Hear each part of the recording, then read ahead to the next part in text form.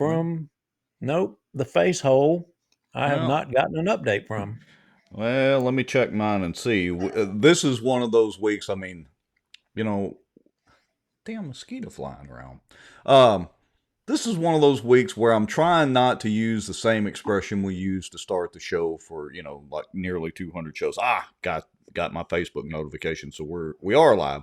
But this is one of those weeks where it is a miracle any of this is working now because I had some tech issues that have spanned nearly a week. Were you aware of that, Mr. Duke Lowry? Well, you told me you had some equipment failures and something got zapped. And we are good on Twitter, by the way. I can That's confirm good. that. And where I got my YouTube notification. Now, I guess we need to. I heard my audio, so I think audio is good. So if anybody's actually out there watching, let us know in the comments. Oh, I have to find my comments. If our audio is good. Make a long story short, that thunderstorm was it Wednesday afternoon? Around lunchtime, I was eating lunch, caused some kind of power surge, power failure here, blah, blah, blah. Took out several of my pieces of electronic gadgetry, and I've spent days troubleshooting that. Took out parts of my network equipment, but not all of it. I mean, anyway, took out my main computer that I run the show with. Of course, I had backups. So I've been revamping for the past week. Well, it looks like your tech prowess has saved the day, and we are good to go. So, Yeah. All right. what Well, what is on the agenda for tonight? I mean, I just for some reason I'm just in a funk. I just can't get going here. But there's a lot of stuff happening. I really have no idea because I've been concentrating on just hoping when I hit live that the show actually went live. But as a matter of fact, I'm trying to find our comments window. There we go. Comments and reactions. There they are. All right. So I really don't know. I mean, we've got a list of stuff. We're going to talk about the police department surveys that were sent to us. We've got to do a term limits update with the petition progress and all that. And there's more to this Charter Commission story and public records requests and all that. You may have seen the graphic I did. It was a thunderstorm of public information requests and petitions raining down upon government bureaucrats. The cartoon factory was in full swing. I liked it. I liked it. The factory's pumping out some good stuff, and yeah, I'm real interested about this uh, police officer survey thing that went out, and Well, some we pretty interesting comments. yeah, we actually had all of the survey things sent to us, and we kind of went through them, and we're gonna read all of those out to you guys tonight and share them. I mean, you don't know who they are, but some interesting comments, pretty pointed, and I got to say, if if I'm an elected official in Bossier, I'm probably I'm probably not feeling real good about the view that some of the city employees have of me. Yeah, I mean, there were some pretty damning comments in there. I mean, if I was an elected official or a government bureaucrat around Bossier City, I might be worried if the popo would even show up if I needed it. I mean, I feel sure they actually would if it was an emergency, but kind of makes you sit back and wonder a little bit. I and I gotta say, it. I was thinking there was something else going on, and I was thinking about this a little bit today. And why is it? I can't get it. Why is it that our elected officials, the ones we all vote and we end up propping up and putting in here, they tell us all one thing, they profess to be one thing when they're running, and then they get in there and change. Is it just the arrogance? They developed the arrogance, or was it that they were arrogant before, or do I don't they, think it's arrogance, they're just weak. so we are, in your opinion, electing weak people. Yes. So are we weak because we're not vetting them good enough? Well, I guess you could make that argument. Look, it's like you and I, and we've said this before, so I won't beat the dead horse too much on this, but you and I are the same here in Bossier Watch or on social media as we are in real life. Anybody that's met us knows that. We're the same. I mean, look, the truth is, if I get in a big crowd of people, I'm not the guy that goes around shaking hands and kissing babies right off the bat. I like to people watch a little bit and kind of figure out, who's saying and doing what and all that. So I'm not like, Mr. Gregarious jump out there in front of the crowd guy. But I am the same here as I am in real life. You are too. Unfortunately, and we've talked about this before,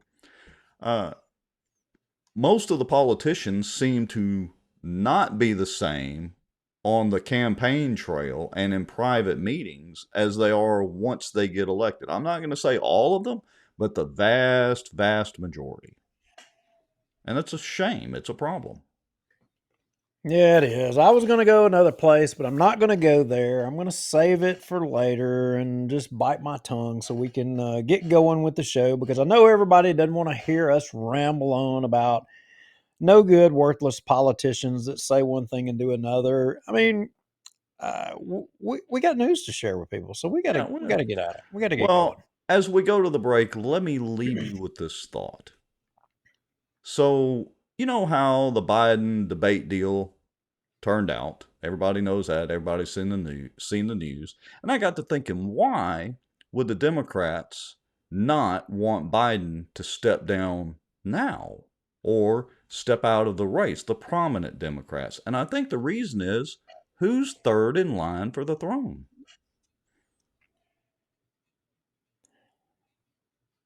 Yeah, but no. Let me just leave you with that thought. Let's go to the break. Folks, you know the drill. We'll be back in about 3.5 minutes. That gives everybody time to make your popcorn, get your drink, get your notifications on Facebook and YouTube and all that. Text people, tag people, do all that sort of thing. We've got some stuff to talk about. These police surveys are quite revealing, and we've got some information to share about our favorite little princess over there on the Charter Commission and all that. We'll talk more about it when we come back. 3.5 minutes. Here we go.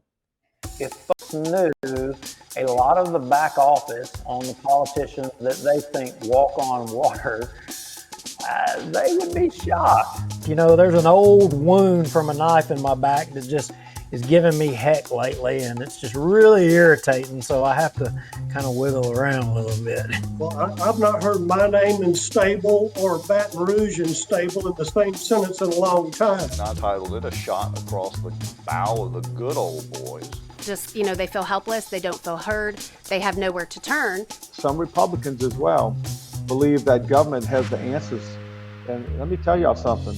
I don't know anything government does well. Nothing. And aren't there laws that say that you have public meetings so that the public can have accountability of their elected officials? They're making a little bit of progress, but I would definitely have to give the race to Caddo Parish right now.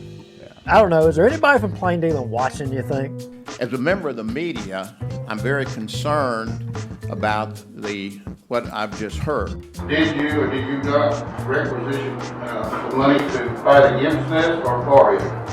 We hired a lobbyist. It cost us $15,000. We were opposed to HB 630. So for this week, folks, the cockroach of the week, according to Bossier Watch and Duke Lowry and Rex Moncrief, is Raymond Cruz legislative assistant, Allie Feaster Smith.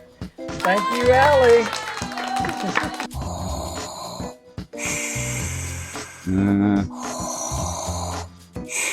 Well, I'm not thinking Star Wars at all. I'm thinking zombie apocalypse. No way. It was not David. You know it wasn't David Montgomery. David ain't going to jump off in there with Chris. He ain't going to do it.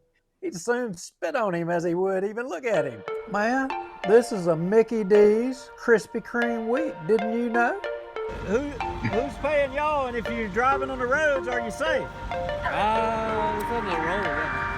Well, I know you're on the road, but I mean, is this all folks coming from the border down there? Yeah, it's going to the border.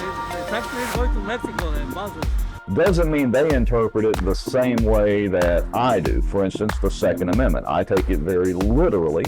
That's been interpreted different ways in the court system all the way up to SCOTUS. Yeah, that's only going to cause more division that he claims he doesn't want to cause, and it's only going to cause more suspicion. We're still right now combined on both pages and YouTube at 264 people watching. That is amazing. Bo Coleman project, the Walker Place deal. Through conscious, shocking actions. The purpose of their actions was to stop plaintiffs, being Earl Coleman and associated groups, not from developing Walker Place. But here's the key thing, which in turn would enrich sitting city council members Scott Irwin and David Montgomery Jr. You hit the button. Does that mean that people are like seeing us sitting here talking? Well, chatting? in theory, every week thing we gotta double check and make sure the fucking this actually works. This live broadcast is brought to you by the Outdoor News, fishing and outdoors for our area. Acadiana Mortgage, over 25 years in the mortgage business. Pelican Training and Consulting. Reach out to Julie Ferris. Smarter Geek, making technology easier. And folks sharing information and watching out. Now, grab your popcorn and a drink. Here we go. And we made it back. Hey, I want to ask the audience something. So, in the pre-show, we were talking about decreasing the break time and all that, and the countdown and all that, which is a valid deal. Let me explain real quick to everybody why we do that. Number one, it gives us a chance to share out the show, make sure we have our notes in order. Number two, it gives you guys a chance to share out the show and tag people and text people and, well, like we say, go make some popcorn and a stiff drink if you want to. But it is about, 3.5 minutes total. Do y'all think it's too long? Do you enjoy the intro? Should I change it up a little bit? Let us know in the comments. And something else I'd point out, I noticed, Rex, that the viewers on the other platforms other than Facebook are now, equal to or more than what's on Facebook. I just noticed that. And look, I'm kind of happy. We've got like 6 people watching from Twitter.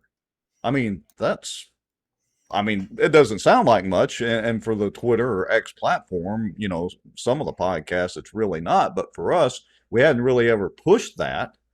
But I'm proud to see that number starting to creep up. So, yeah. Yeah, no doubt. So when I did the man on the street thing the other day, I happened to, for whatever reason, it was on my phone and Twitter and popped up, and I was actually watching it from Twitter, and it was actually interesting watching it from Twitter. It was different. Kind of a different experience.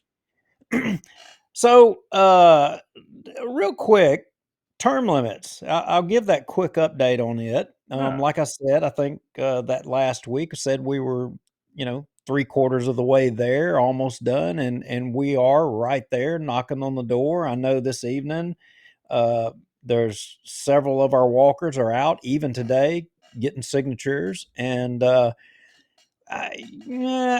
think we're going to have the 4th of July this week. I think we're going to push it off. We're going to get us a little buffer and probably walk through the 4th and the weekend, and just put a little bit of extra on top.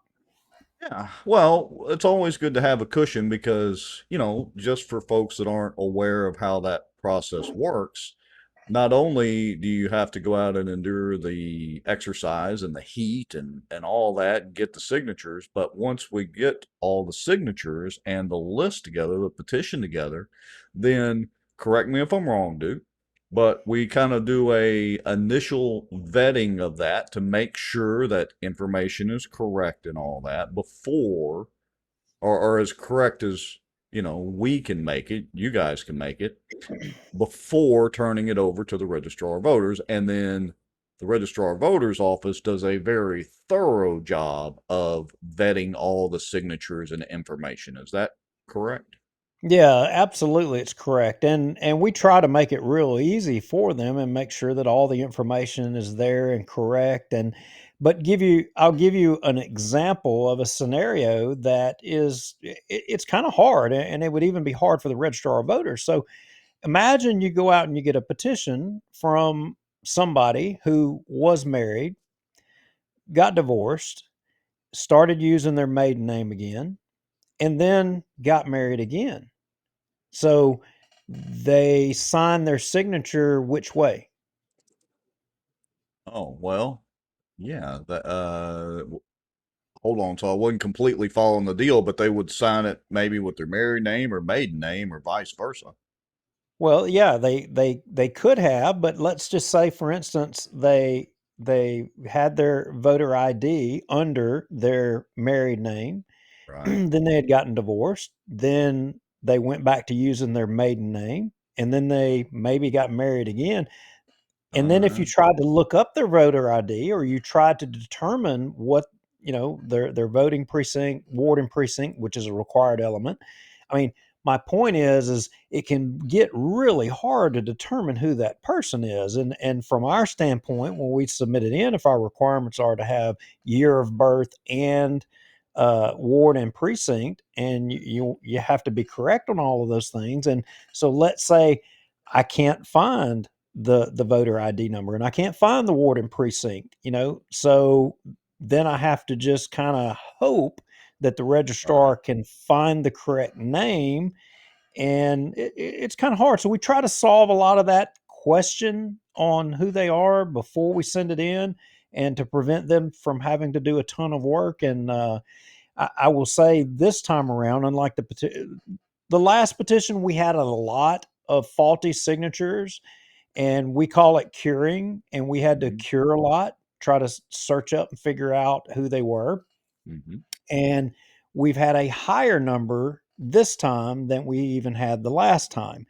And we have a process. We have a couple of volunteers that are going through signatures, and I'm not going to say names. I don't want nobody to get called out here, but we have a process. We're working through that, trying to cure those signatures. And even, let me put it to you this way. Let me say it this way. With the faulty signatures that we've already identified, we have more than enough signatures to surpass the required number per what the Mm-hmm. city charter requires. Mm-hmm. Make them But tremble. Make them why sweat. why should we take any chances? We know we have some bad signatures, so we're going to keep working and ensure that we've got the extra signatures. So Oh. anyway, Yeah, there's and the and update. yeah, and we won't, drag on too much about it, but we wanted to give everybody an update and explain the process. And I'd also like to give credit to everybody that's been out walking in the heat and these 100-degree days. And y'all have seriously soldiered on through this heat and continued to get those signatures. So Yeah, kudos to everybody. when this thing is done, I'm going to make the list of all of the volunteers that collected signatures, because I want to share something else with you too. I had people literally coming into my office today bringing sheets with signatures that, 5 or 10, just on with their neighbors at the street, that Right. have been collecting signatures. Some that I have to admit I didn't even know they were collecting. And it's a welcome thing. And the feedback that I'm hearing from them is that how easy it is for them to get those signatures, that overwhelmingly people are E- signing. Every little bit helps, without a doubt. All right. Yeah. So let's move on to our first topic. Whatever shall we talk about first? Because I've got the Bossier surveys first, but I don't think we need to cover that first. Shall we go to the Jimmie Davis Bridge discussion at the city council meeting? Well, are we bungee jumping legally or illegally? That's all I need to know. Well, I think I've shared this story before. When I was a kid, we used to jump off the railroad trestle over Bayou de Sear near the country club in Monroe when I, lived in Monroe for part of my childhood. And I don't know if I'm sure there's some law or statute against doing that, but we used to take our bicycles and carry them out there, our mongooses, and all that, and set them up on the trestle, tie life jackets to them, and then bunny hop off the trestle, plunge about, I don't know. It seemed like it was 40 feet in those days, but I'm sure it was only 10 to 15 feet. The bicycle's back up there. Anyway, so I don't know if we're going to be able to legally bungee jump or if we're just going to have to get up there and, tie those ropes off the best square knot we can to the bridge and bail off that son of a gun. Well, you remember our good friend Lisa Johnson said that that's it, possibly in the cards, so I'm going to hold her to it. Hey, speaking of Lisa Johnson, shall we bring up, we were just talking about term limits. Shall we bring up Lisa's relationship with term limits or not? No.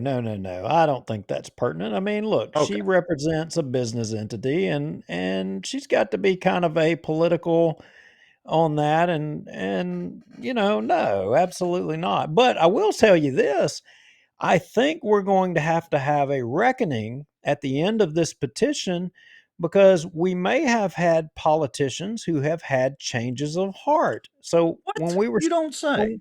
when we were starting our intro talking about, politicians, they say one thing to get elected and then they do something else. I think I don't know, we may have some examples of that for everybody to, yeah, look, they can Well, form look, their own opinion. and I don't want to pick on Lisa much because we both, I think, really like Lisa, and she's great for the chamber and done good things and all that. But I just want to point out that part about being apolitical with the chamber, or whether she is or not. Let's see, what was that government entity that tried to do a 40% tax increase back in 2019, and they got their hats handed to them? Oh, the school board tax, and the chamber was trying to get out front of that also. So I don't buy the whole staying apolitical business. Trying to get out front. What do you mean? Well, there were a certain group of us that were really at the forefront of that, but the chamber also came out pretty much against the 40% increase as well. So they're not always apolitical. Yeah, but that they were representing they were taking the position based on what is best for the interests of business in Bossier, which is the proper role for that organization. They need to be looking out for the interest of business because, I mean, if you kill the golden goose, I mean, you're not going to have any school system. I mean, Well, it's going to I fall all on the backs of the taxpayers at their houses. I mean, I agree, but in this case, did you know that KTAL actually mentioned in one of their newscasts updating on the term limits and charter commission soap opera and drama? Did you know that they actually mentioned that the city was $400 million or whatever we are in debt? The news actually mentioned that. wow. Well, that's a change that they're doing news and reporting things and statistics. I'm impressed by that. All right, so we better move on. Judy Stewart says she's lost. Judy, I was just picking on our good friend Lisa Johnson just a little bit. So, all right. He was trying to, but I was holding him back, Judy. All right. So what the heck? Oh, city council meeting. Hold on just a second. All right, so here we go. So just in case you're not aware, Judy, there were some news reports this week or in the past week that the Bossier City Council was going to take over the lights and sidewalks for the linear bridge, the whole bridge, apparently, take over all that expense. Is that a pretty fair assessment? There were several entities that reported that. Yeah, I think that's the way it is. I mean, look, originally when we talked about the Jimmie Davis Bridge thing, they were talking about that Billy Nungesser was going to make it a park, and the only thing was that Shreveport and Bossier were going to have to take over the lights and the sidewalk thing or whatever. Right. Yeah. Okay. So, whoops. Let me try to hold on. I'm going to switch screens. All right. So let's listen in because they really clarify with the Jimmie Davis Bridge resolution what's going on and what's not going on here. So apparently the city is not really taking over the bridge or the expense. Let's listen in. Adopt a resolution authorizing Mayor Thomas H. Chandler to execute the attached agreement between the City of Bossier and Louisiana Department of Transportation Development related to the Jimmie Davis Bridge State Project H001778 Federal Aid Project, first and final reading. So moved. Second. Now, Mr. President, would like for Ms. Nottingham to just give a brief regarding this item. Okay, here we go. Here's your explanation, folks. Listen up. There are 3 separate agreements. There's the entity state agreement, the lighting, and the sidewalk. These are all related exclusively to the construction of the new 4-lane bridge and the improvements that will be made along the Jimmie Davis Highway and the Parkway. And so where they're doing the cloverleafs, the tie-ins. And so I provided copies of the pages in the agreement for you that show that DOTD is responsible for 100% of the costs for all of this construction for the bridge and the lighting and sidewalks. Once the construction is complete, the city will take maintenance of the sidewalks and lighting. So that's on the Jimmie Davis Highway. Correct. Mr. President, Matt. So this agreement, contrary to what was put out, we are not taking control over the linear park. This has nothing to... This is the new bridge. Correct. And everything that goes along with that, similar to what we do with other bridges. Correct. There's been zero conversation at all related to the city taking ownership of the linear park. None at all. All right, y'all heard that. This is kind of Zero. confusing here when it says Louisiana Department of Transportation Development related to the Jimmie Davis Bridge. You know, that's Just the new construction, and it highlights that in the original agreement. Okay. So in Article So- 1 on So the... enough of that. So she's saying what's being put forward today, it has nothing to do with the linear bridge or the sidewalks or the lighting or whatever. It has to do with the new construction of the new bridge that they're going to call the Jimmie Davis Bridge. Yes. And there is a point here where she clarifies it just a little bit more. So we'll go ahead and play it just for a few more minutes so everybody is clear. The entity state, it says the improvement hereinafter referred to as project that is to be undertaken under this agreement is to construct a 4-lane bridge to the north of the existing bridge with full access interchanges to Arthur A. Teague Parkway and Clyde Fant Memorial Parkway. And Ms. Nottingham, this will be just like Shreveport-Barksdale Bridge. We will take care of a portion, Shreveport will take care of a portion. Correct, for the lighting. Okay. All right. There you go. Ben, did you get a chance to look at it? All right. I really don't care what Redenbuck has to say about it, but that basically, I hope, should clarify it for everybody. I mean, the way it was kind of being construed on social media was that, or the way I read it, was that the city was going to be taking over the bridge for all intents and purposes and be responsible for the sidewalks and the lighting and, maintenance and I don't know, whatnot. Yeah, no, I got to tell you, I went through the pages of this thing a little bit. Now there was actually, and I'm trying to pull it up out of the agenda real quick, and it even has some diagrams and of the lighting, and it is actually of the new bridge on the north side. It has absolutely nothing to do with the old bridge. Zero, nada. Yeah. Okay. 100%. So I don't know how that, because the information was sent to us too, and we opted not to run with it because, well, we wanted to hear what they had to say at the city council meeting first. So I hope that clears it up for everybody. Okay. Now, there was one other part that I want to jump to, and our good buddy, Mr. Hammonds, asked about state reimbursement concerning the Coleman project. So let's listen into just a minute of this dialogue. Hey, Ben, hold on before you go. Have we recouped all of our money that the state is supposed to be reimbursing us on the? No. No? For Coleman? Yes. No. How long has that been now? We poke them every month. It's been 2 years, 2 years? at least. So who do we need to get in touch with to get our Hello, money Queen back? David. Do we need to call Senator Bass? That might work. I mean, The- I'm the- happy to do that. I mean, but 2 years, So let me stop right there. For those of you that don't know, and I've said this before, Adam Bass ran David Montgomery's campaign. When I say that, I helped David, I actually did. And it was Adam Bass that I coordinated with. So I'm quite sure the Queen could pick up the phone, and since Adam is such good friends with our governor, I'm sure the Queen could pick up the phone and just get things done. Well, Adam is friends with a lot of people, and Yes. then there's a lot of people he's not friends with, and they didn't even know. It's Yep. amazing how once you get elected, things change so quick.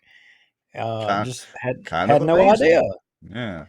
All right. Yeah. And then there's one other thing I want to play here. This is kind of funny. There was some dialogue back and forth, but listen to what Ruttenbuck has to say about the Coleman project.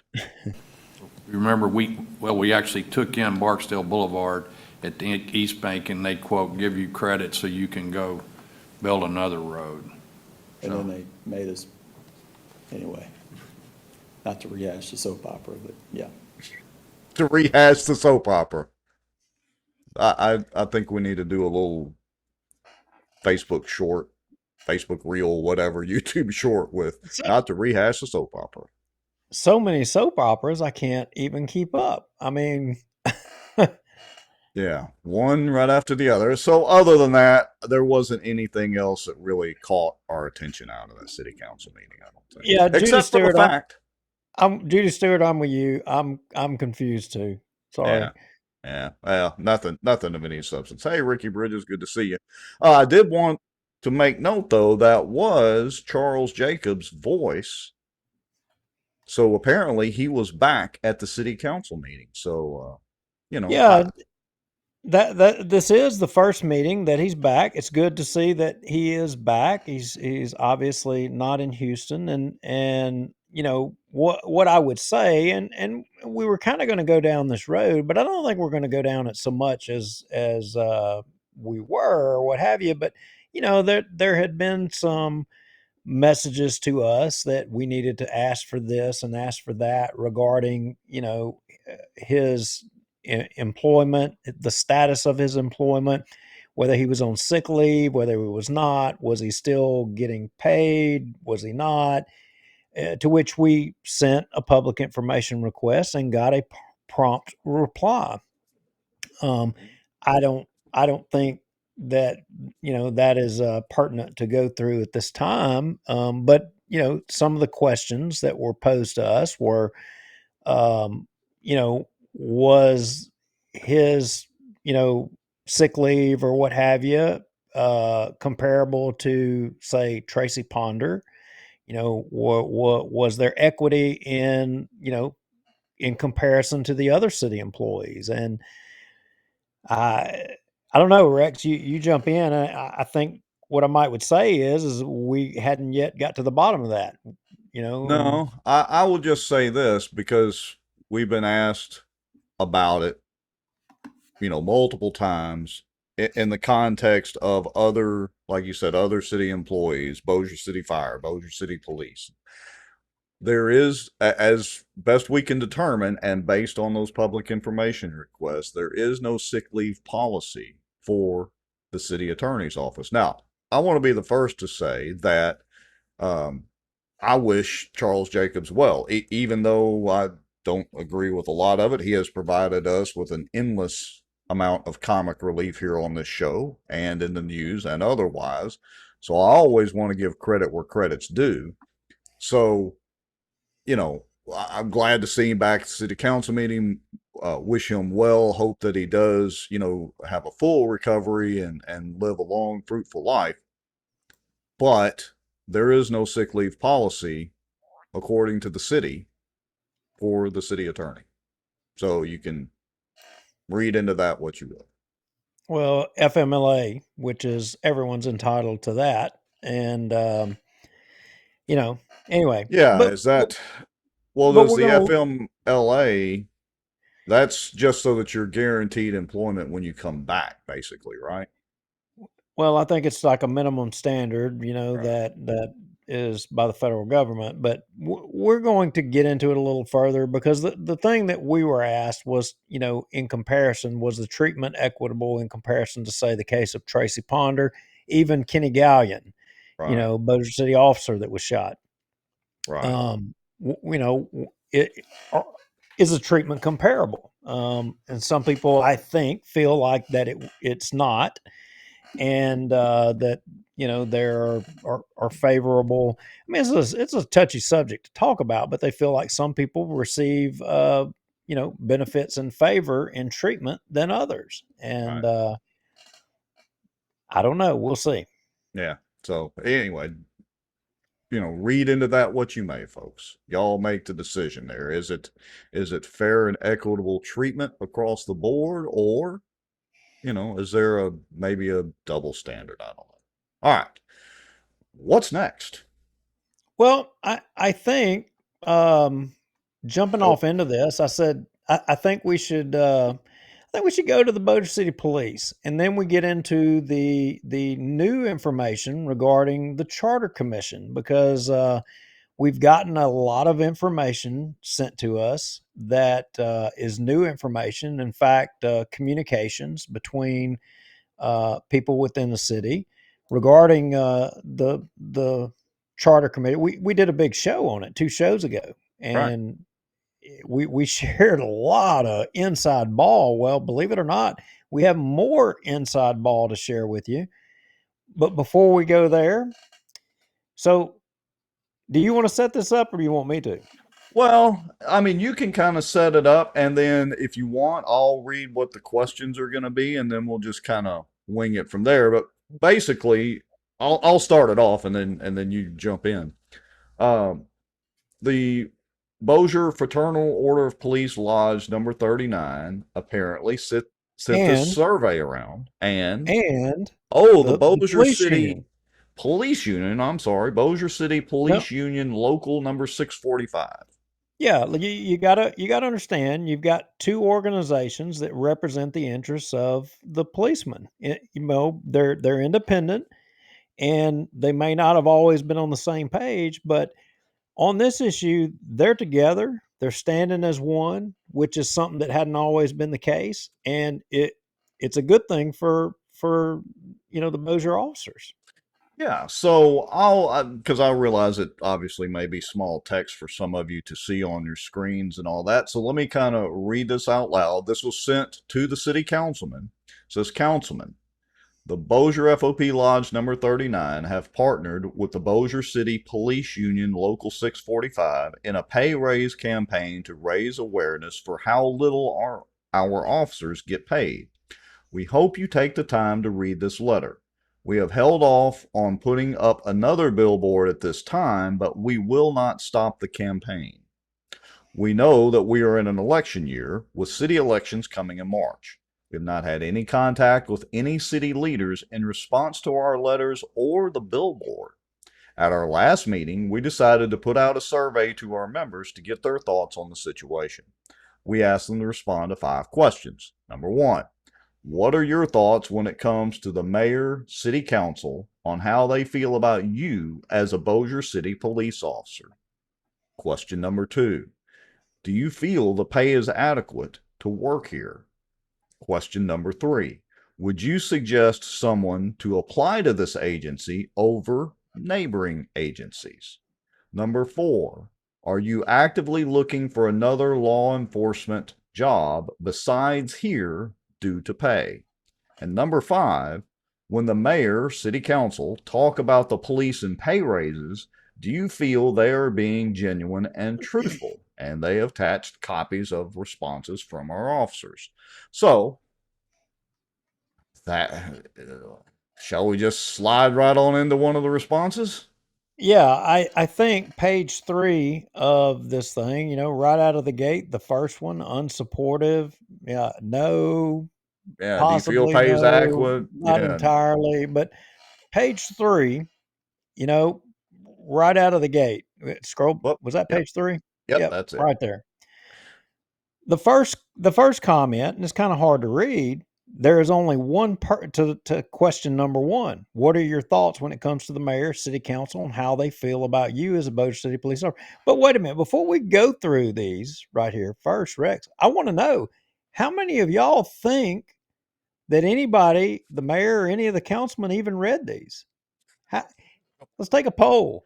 How Now- many of y'all think that these guys even read any of these, or that it did it bother them? Did it, regardless of what said, y'all don't even know what was said. Do you think they even took the time to read them? Yeah, I mean, in the initial introduction to these surveys, that letter that I just read, I refresh my memory here because it was just a couple of minutes ago, but didn't the letter say that they had like no response from any of the city councilmen or mayor? Well, I think that is referencing from when they put a billboard up, and a lot of folks may not realize, but the police officers put up a billboard basically, and I think we showed it on one of our shows. Just kind of where things were, how it stood, and I'll say this: I understand that kind of what transpired was that basically the council or let's just say city government came to the police and said, "Look, stop doing what y'all are doing and we'll address the issue of the pay." But since then, there's been some So things have come to light. gladly pay you Tuesday for a hamburger today. Yeah, but it's the quintessential wag the dog thing. So, I mean, look, they've got no intentions of doing anything, I don't think, until after the election. I mean, they're politicians. They say one thing when they need a vote, they do something else once they're in there and they got the vote. It's just the way that it goes. Yeah, and Wes, as a former police officer, brings up an interesting point. I hope they wrote with their offhand. King David and FBI Jacobs will have handwriting analysts on site tomorrow. Well, this was sent to the city council, so it is actually under public records request purview. But so what does this first one say? Do you want me to read it or do you have it pulled up in front of you? Go ahead and read it. All right. So first question, what are your thoughts when it comes to the mayor, city council, and how they feel about you as Bossier City police officer? The answer is there is only one person in the city who has an issue, and that would be Mr. David Montgomery. He treats the department like we need to worship him and his every request. Yeah, and let's fast forward through this because there's a lot of comments, and I think y'all are going to need to hear them. But I'm going to go ahead and dispense with question 2, 3, and 4 right out of the gate. Do you feel pay is adequate work here? Nobody does. Would you suggest someone to apply to work here? Or no? No. And are you actively looking for yet another? Interestingly, I mean, and this is a credit to the officers down there, I would say that it was 50-50. That, a lot of them. Some were, some were not. Some weren't. And the ones that weren't, they basically articulated that, hey, we're not. This is my home. This is, I love this department. I love what it is. That they're not going to look for nothing else. So, and I think in a previous show, we talked about how in Bossier City, there's people that are loyal to Bossier City, to a fault. And it's so true. It's a family type thing. I mean, there's a lot of old generation people that are going to be here regardless, come thick or thin. And I think elected officials and politicians have taken advantage of that, and they may have done push too far. So the only pertinent questions to pay attention in these is number 1 and number 5. Right. And the number 5 answer on this one, do you think the mayor and city council, when they talk about the police and pay raises, are being genuine and truthful? His answer, or hers, whatever it may be, mayor, yes. Certain city council members, yes. Mr. David Montgomery, no, and double underlined. So apparently this particular officer does not think that David Montgomery is genuine and truthful at all. All right, on to the next one, because I think we're just getting warmed up. Yeah. Question number 1 again. thoughts, when it comes to the mayor, city council, and how they feel. Answer is, I don't feel that they value what we have to deal with on a day-to-day shift. Number 5, are they genuine and truthful? Answer, it seems they are more worried about building monuments that people will never go look at. Look at the area the one was just built at. Do you think anyone is going to stop and go take pictures at it? Very interesting perspective. Was it? No, you took the picture the other day of the jungle grass growing around that tower of tax dollars. Yeah, because I was joking that they're going to be round baling hay out there before long. Yeah. Next one. Thoughts on how they feel about the Bossier Police. The mayor promised things for the first responders when he was running and has not upheld his promise, i.e. the raise. He has not done anything that the last mayor didn't do and has not been the relief we thought we would get. The city council is a joke. Maggio promised to help fight for a raise but has become a mouthpiece echoing what the others say. He has not tried to help since he's been in either. The others are just worried about their own pockets and not their first responders. Of course, they don't feel that the pay is adequate. This person doesn't feel that the pay is adequate, doesn't want to recommend it, and this person has actively looked for another law enforcement job. Is the city council and mayor genuine and truthful? No. I feel like they are putting on a show and waiting for the energy to die down so they can slowly push it to the back burner. This is not looking good so far for the home team. Well, you gotta keep them coming because the comments just keep getting better and better and better and better. All right. Next survey. Survey says, I believe the mayor likes the police officers and cares greatly about us. As for the mayor caring about how we care for our families and will we get paid, I don't feel he cares one bit. The comments he and the city council have made about the billboard show how much they care. 0. I'll show them. They will never get a raise now. Okay, now wait a minute. Stop for a second. Stop for 1 second. So that right there is a quote. I'll show them. They will never get a raise now. I wonder where that was heard.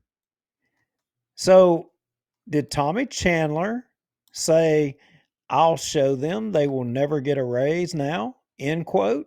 That's what that prompts some curiosity from me. What say you, Tommy Chandler or Lewis Johnson as the public information officer? Because if Tommy did, if Tommy did bow up because I mean, look, he ran, that's one of the other things he ran on. He ran on term limits. He ran on, the police. We needed more police. They needed pay. He ran on those things. And if he's jumping up there because it hadn't come through. Now look, I respect the fact that he's the mayor. He's got a council that is hostile to him and not helping him. I mean, that's obvious. But if he did jump up there because the police started fighting for themselves and made a comment to the effect of, I'll show them they'll never get a raise now, I got to tell you, he doesn't deserve to be the mayor. Not looking good. And Paul Black, I'd just like to remind you, great comments that I just had up on the screen, but I'd just like to remind you, the city does care about Manchac and Ruttenbuck. Remember, they got a 30% raise, just saying. Does this person think the mayor and city council are genuine and truthful? Before being elected, I heard the mayor wanted to give the police officers a pay raise. However, I'm unsure what term he will be in, when or if that happens. I know the city council never cared about giving us pay raises. They will provide us with $400 here and there and claim, you get 2% every year. What else do you want? They don't care about anything but themselves. Next one. The mayor and city council have already shown that they think of us as nothing but a number on a piece of paper when they voted to spend an outrageous amount of money on the Walter O. Bigby Monument. And are they genuine and truthful? They are doing nothing but putting on a front to try and appease us. We're only on 8 of 22. This is not looking good. I feel like they say to the public that police officers are important to them, but in reality, it's a bunch of crap. City Council is only worried about lining their pockets. I don't feel they're genuine. I don't feel it's genuine at all. What are your thoughts? I think they like us, but use us to their advantage. And are they genuine and truthful? Some of the times, but sometimes they just tell us what they want us to hear.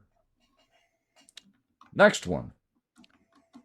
They can paint water towers and give speeches while patting themselves on their back, but their true colors have shown since officers are practically begging them for a raise. The mayor has not given one public statement about getting officers a raise since the billboard went up. David Montgomery has made it known that if we make him mad, there will be no raises because he controls the votes. Wow. Seems like we've heard that before. The mayor promised officers a raise when he ran his campaign. He has not mentioned anything since about getting officers a raise. The city council went public and discussed that officers needed a raise after Officer Gallion got shot and injured in the line of duty in 2023. The council could have easily given us a raise for 2024 after that tragic event unfolded. Instead, they used it to just make themselves appear that they had our backs. Here we are, over a year later, hoping that a raise will come just to hear that it's coming in the future. You know, if I were a political campaign manager or operative, and Duke, you and I both know some, this is a pretty damning statement for Tommy Chandler's re-election campaign and re-election hopes. I mean, what's he going to do about this? Well, I mean, it isn't like he's going to get the council to move on anything. He can't force them to do anything. But he did make the promises, and he made a lot of promises. I got to disagree with you a little bit there, Mr. Lowry. He can do something. He has the bully pulpit. On a much smaller scale, obviously, than the president does, but he could absolutely go to the news media. I've said this over and over ad nauseum. He could absolutely go to the news media. He could make speeches about needing to get the pay raise in place. He could pressure the city councilman to do it. He could speak in the city council meetings if he wanted about this. Instead, he just sits there, and the only time he gets up and talks is if they've got somebody up there that they're giving some damn award to. Look, you're right. It's politics. He's a politician. He's the mayor. And you're absolutely 100% correct on the bully pulpit. Just like the police got all the elected officials in Bossier, including his dander, up over a billboard. He could call a press conference and he could do the exact same thing if he so chose. Right. But I would suggest that he probably has people whispering in his ear that he ought not do that. And so it begs the question, did he ever stand with these guys in the first place or not? I mean, he should do something aggressive. He should do something really aggressive.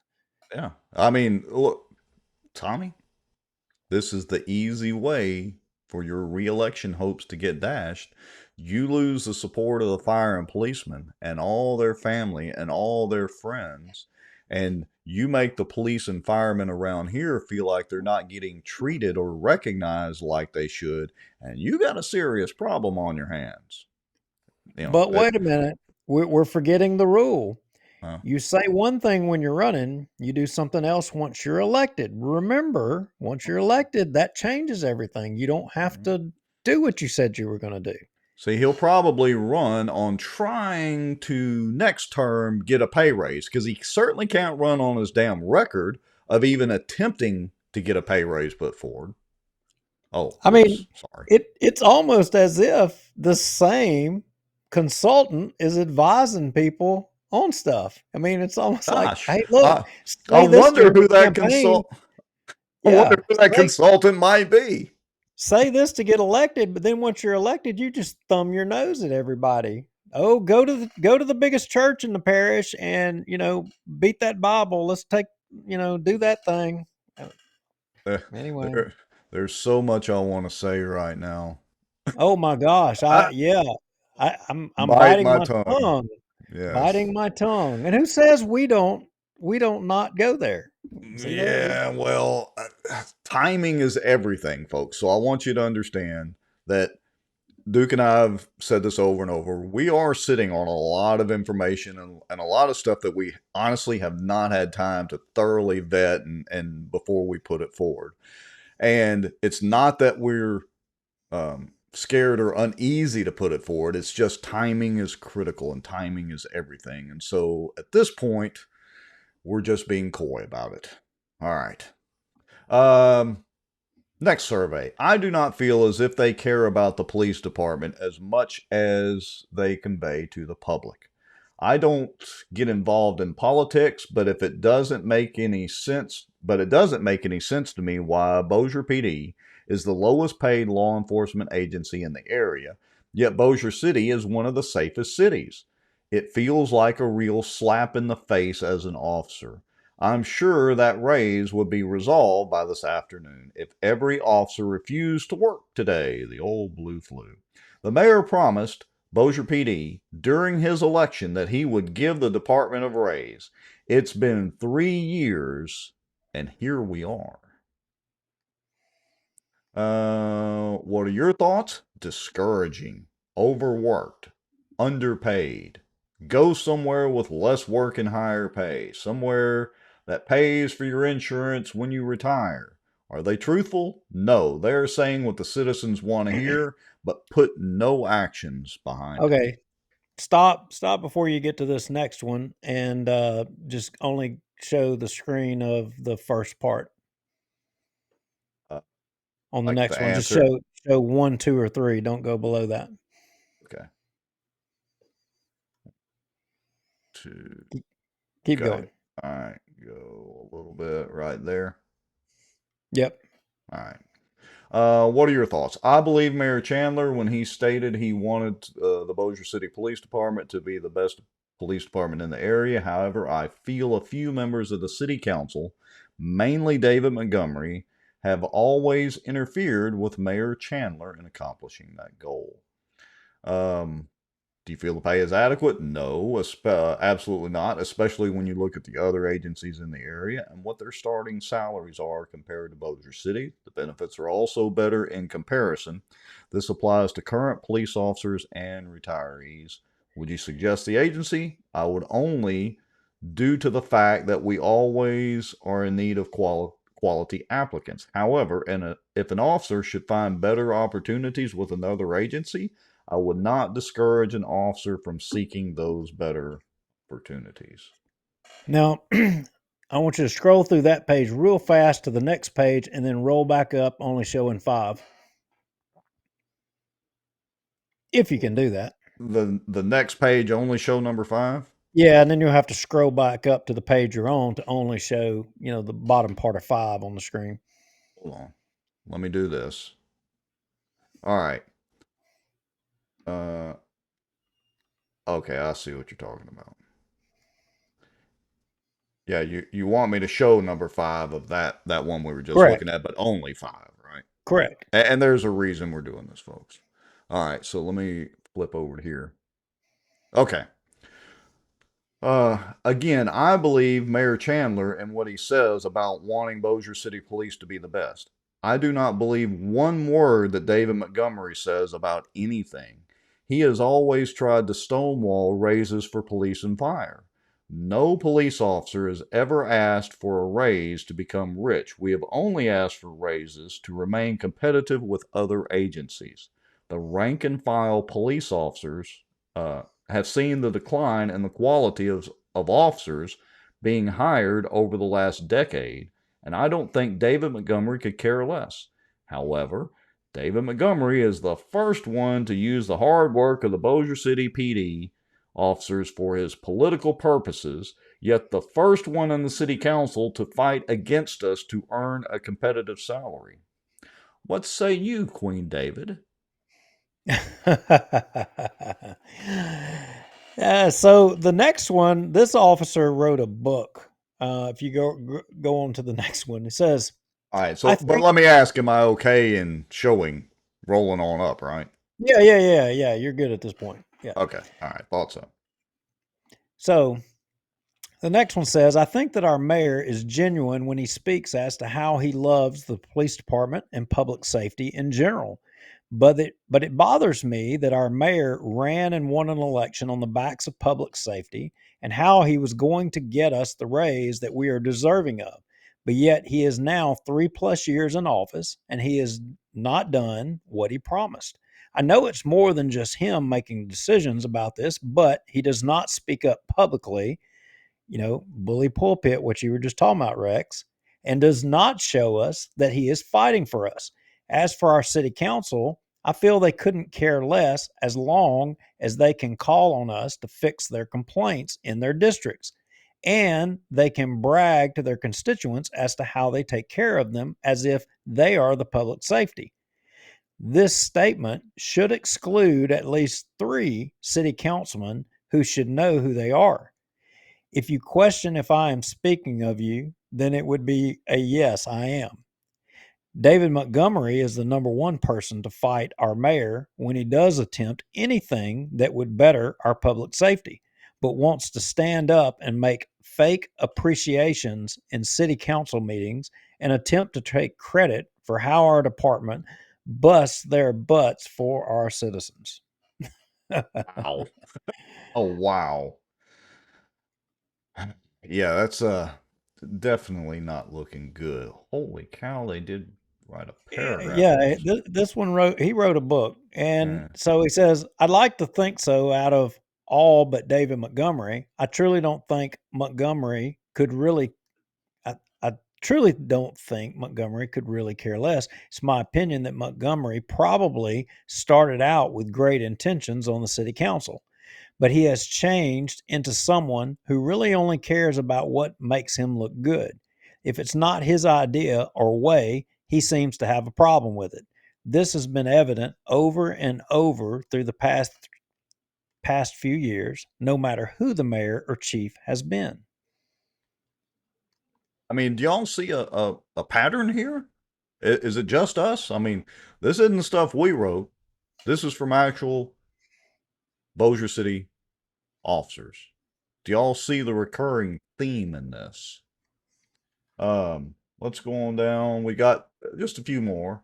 I personally don't think the city council is concerned about officer safety or officers' needs as much as they should be. What we have seen just recently in the media as well as social media is an embarrassment to the department and to the entire city. With power comes great responsibility, and that has been forgotten by too many leaders for way too long from the bottom to the top. The city council needs to be cleaned up. As far as the mayor, he has displayed care and concern for the department and has shown up at our homes and hospital rooms when injured or sick. It has been a welcoming sight to see the mayor walk through the department on occasions and talk to us and listen to us and show a presence. The mayor has been a huge welcome to us first and foremost, getting rid of the bigger problems that have lived in the chief's office for way too long and has caused havoc in so many officers' lives, making it a very hard place to work or even trust the person next to you. The mayor has been met with a city council that wanted to fight him from the get-go. As far as the mayor, I feel he has tried to help the department as much as possible. However, you have city council members like David Montgomery whose only concern is for himself and not the city, the citizens, or any of the law enforcement officers. Duke, I gotta say, I know I have heard David Montgomery get up there and beat his chest and hoorah and get out his pom-poms for the fire and the police department. Am I imagining things? I know I've heard him do that. He has always done that. He did that when I was there. And when you get out from the public view, I mean, his position isn't the same as what it is out there, when he's talking to the public. I mean, that's just the way it has been. He's got a different take on things. I mean, folks who have served with him and been around him forever have shared that. Right.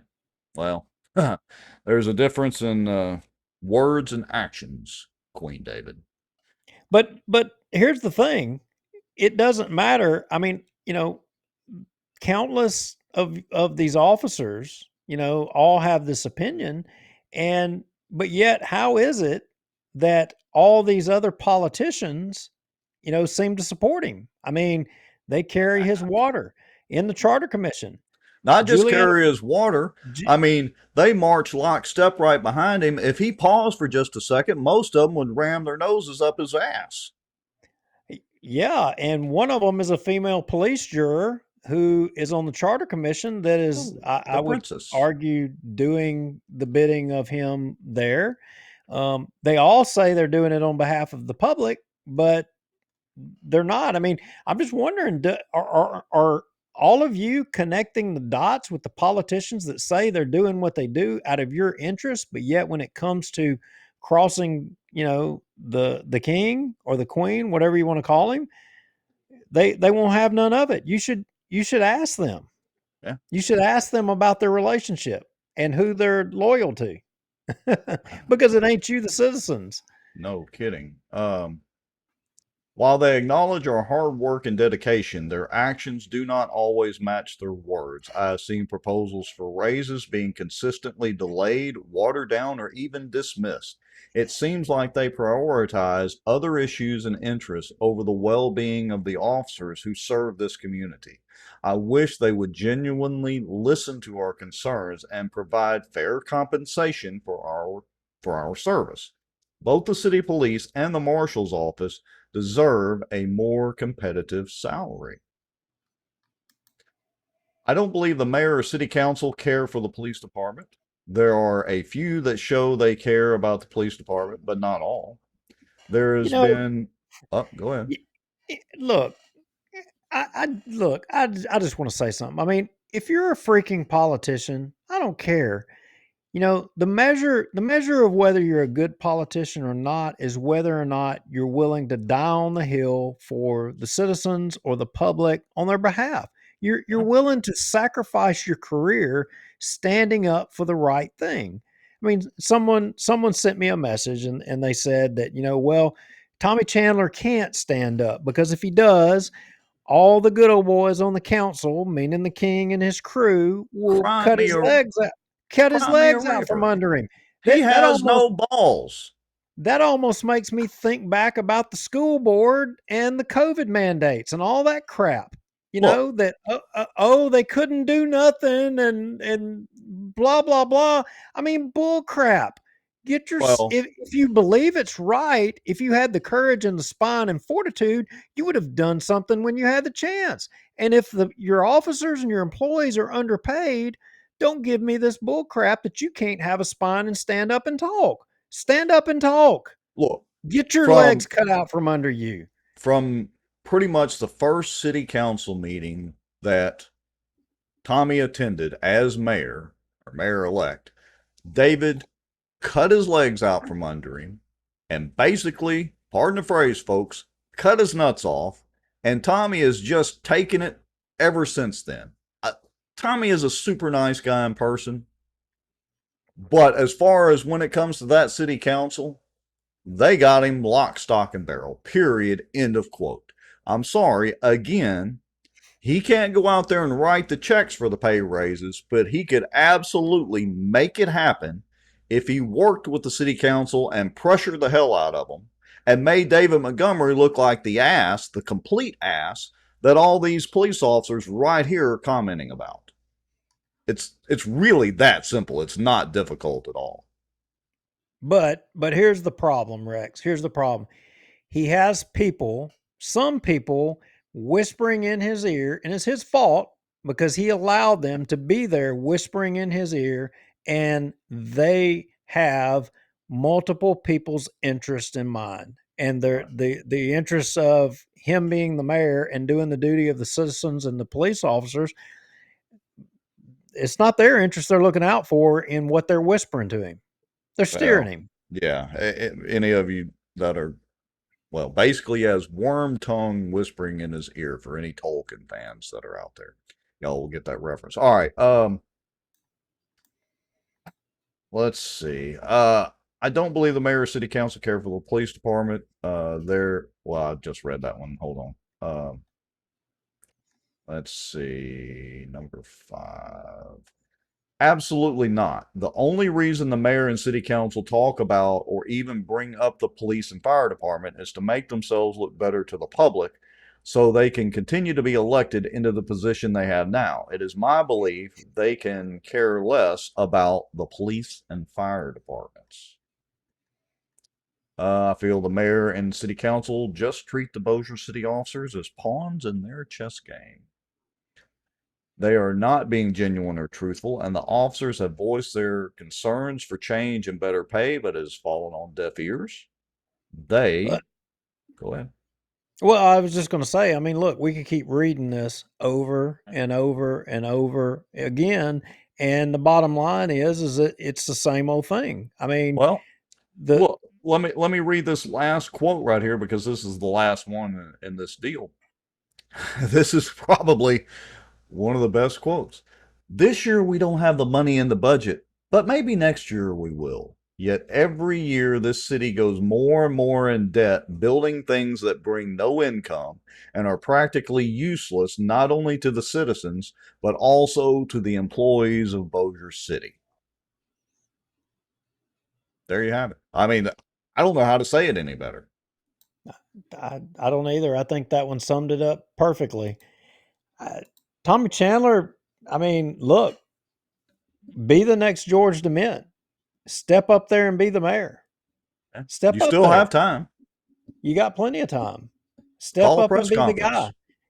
the guy.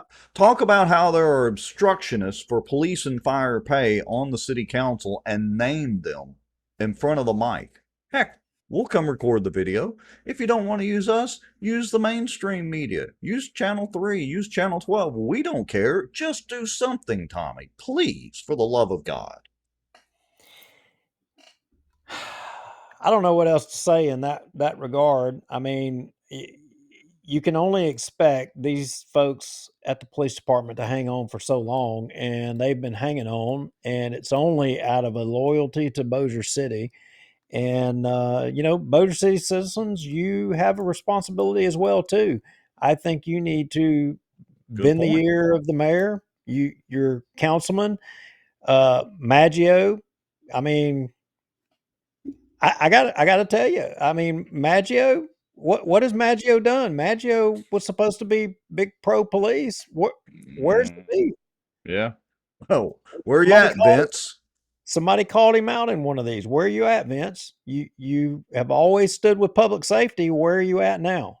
I mean, yeah, I think I mentioned it last episode, when you were walking the street, but one of the afternoon I was out there actually helping, I had the opportunity to knock at somebody's door. No, just stop. Don't go. Oh, you don't want me to call them out? No. That's going a little far. See, I'm being nice tonight, trying to be. I know. I just don't being reserved. I am struggling with it a little bit. I got to tell you, I am struggling with it a little bit. Somebody said that we hate all politicians. They said we hate them. That's what somebody said. Don't hate them. Hate what they do. Hate what they stand for, and hate what they don't do.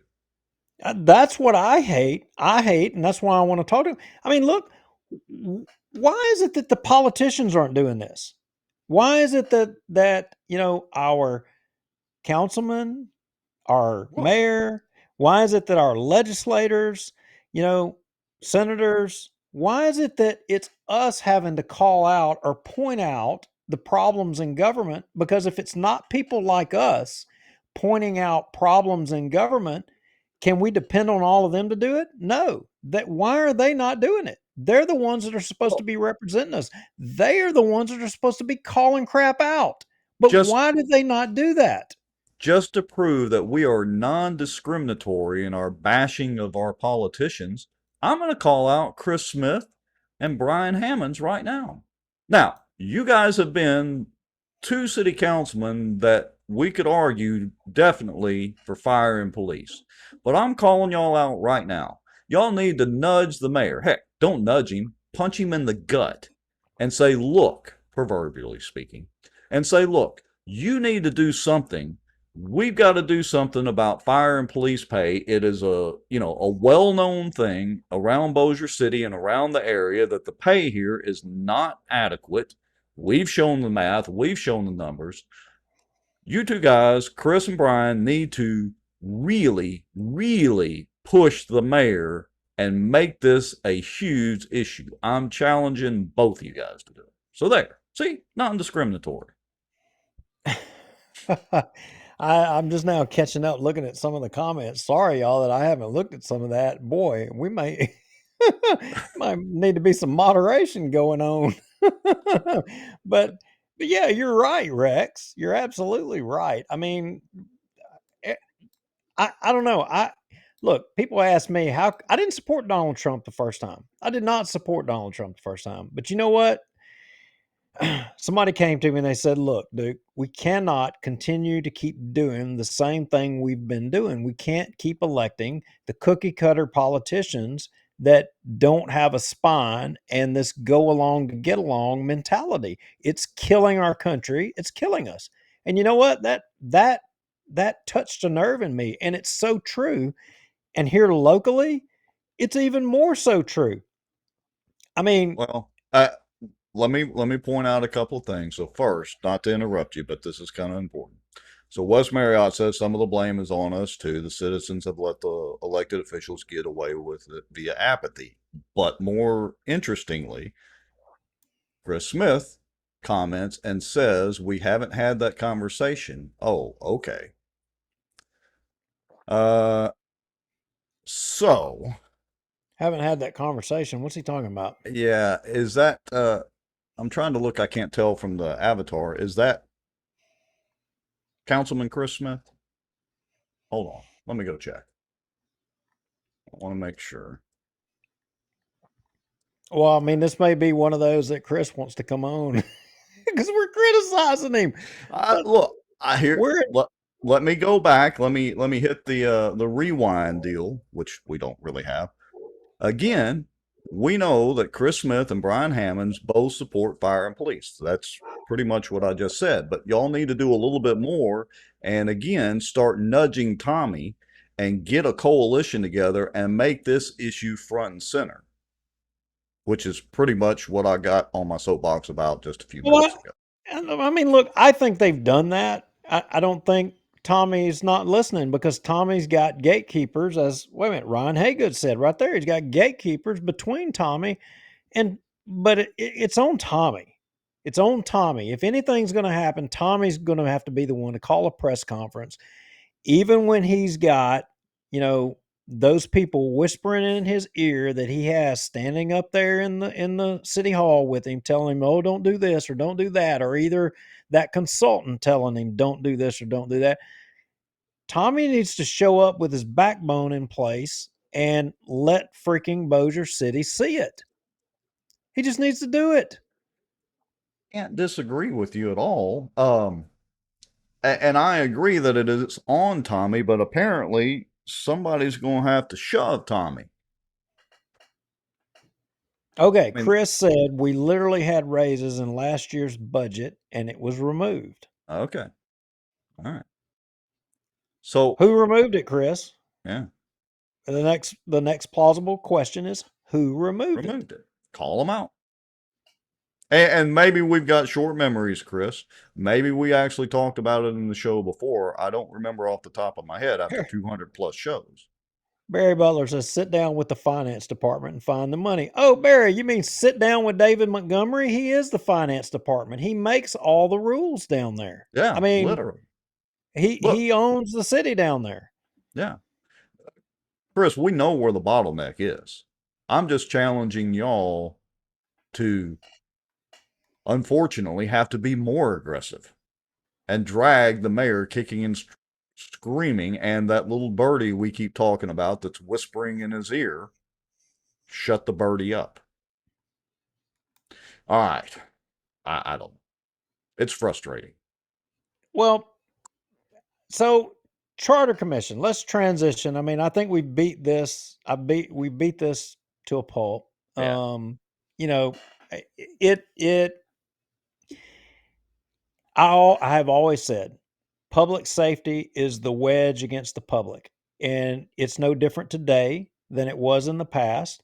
You know, the council, and I'm not going to say Tommy, although if Tommy made that statement that one of those officers quoted in there, if Tommy made that statement, then I would contend that Tommy's no different than David Montgomery. If he did that, I don't know if that's accurate or not, but if he did say that, um, Tommy deserves to be defeated. Yeah. But it's always the police and fire are the wedge against the public. And here we are going into election, you know, and promises were made. The police pay is substandard. You know, where's the pay study? Remember all this big pay study thing? Where's that at? Oh yeah, somebody asked about that earlier. And look, I just want to say, there was a comment that in those surveys that gave Tommy credit for, showing up to the hospital when people are sick and showing up at their homes and all that to make sure they're okay. And that's fine and that's great. But those well wishes don't pay the light bill. I'm sorry. It's pretty simple math. Let's see. Chris Smith says we gave $4,000 in premium pays, and that was the excuse to remove raises. Ah, yes. BS, but happens when you don't have a majority. Yeah. So again, to make sure I'm clear, we understand, Chris, that both you and Hammonds are pro-fire and pro-police, and really do support it. It's not that. Y'all are not like the rest of the city councilmen. We all know that watching the show. But unfortunately, this is, a team deal, and some of the players are slacking. Okay. Yeah. So let's get into the Charter Commission, because all of this stuff is interconnected. And at the end of the day, in the big whole umbrella of this thing is all about a certain group of people continuing to maintain power.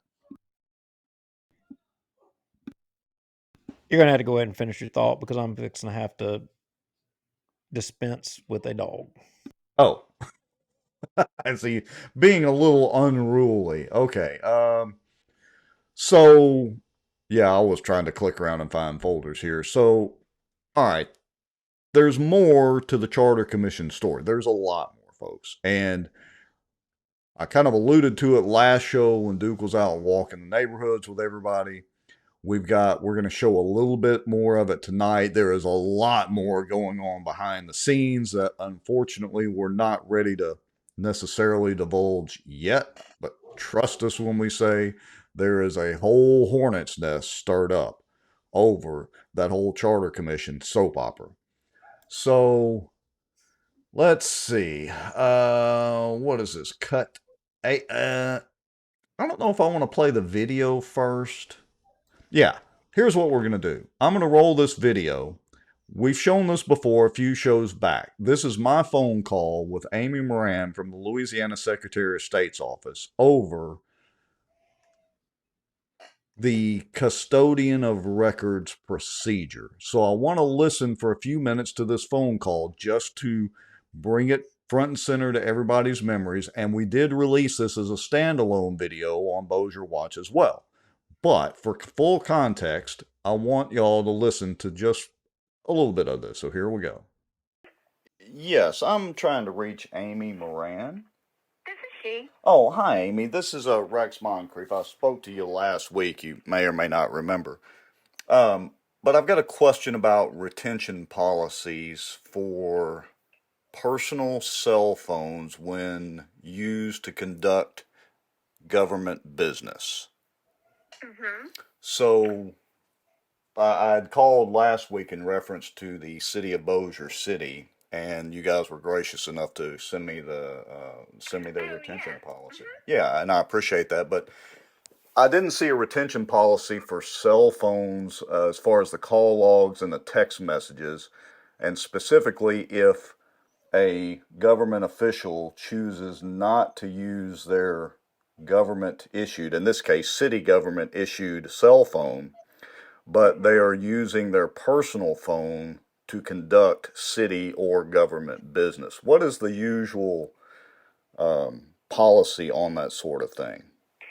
Okay, well, this is how we typically look at that, is that, okay, whether you're using your home email, your personal phone, or whatever, if you're conducting agency business, then that's considered a record.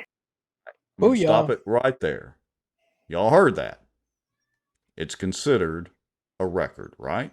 Personal email, home email, personal phone, it's considered a record if you're doing agency business, right?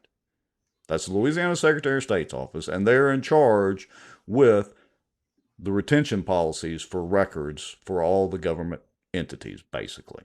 All right? Y'all got that? Okay. Now, give me just a second here, and I'm going to do a little button clicking here. And let me see here. And let's get this pulled up here. Give me just a second. Where are you going? The Carmouche response. Oh, okay.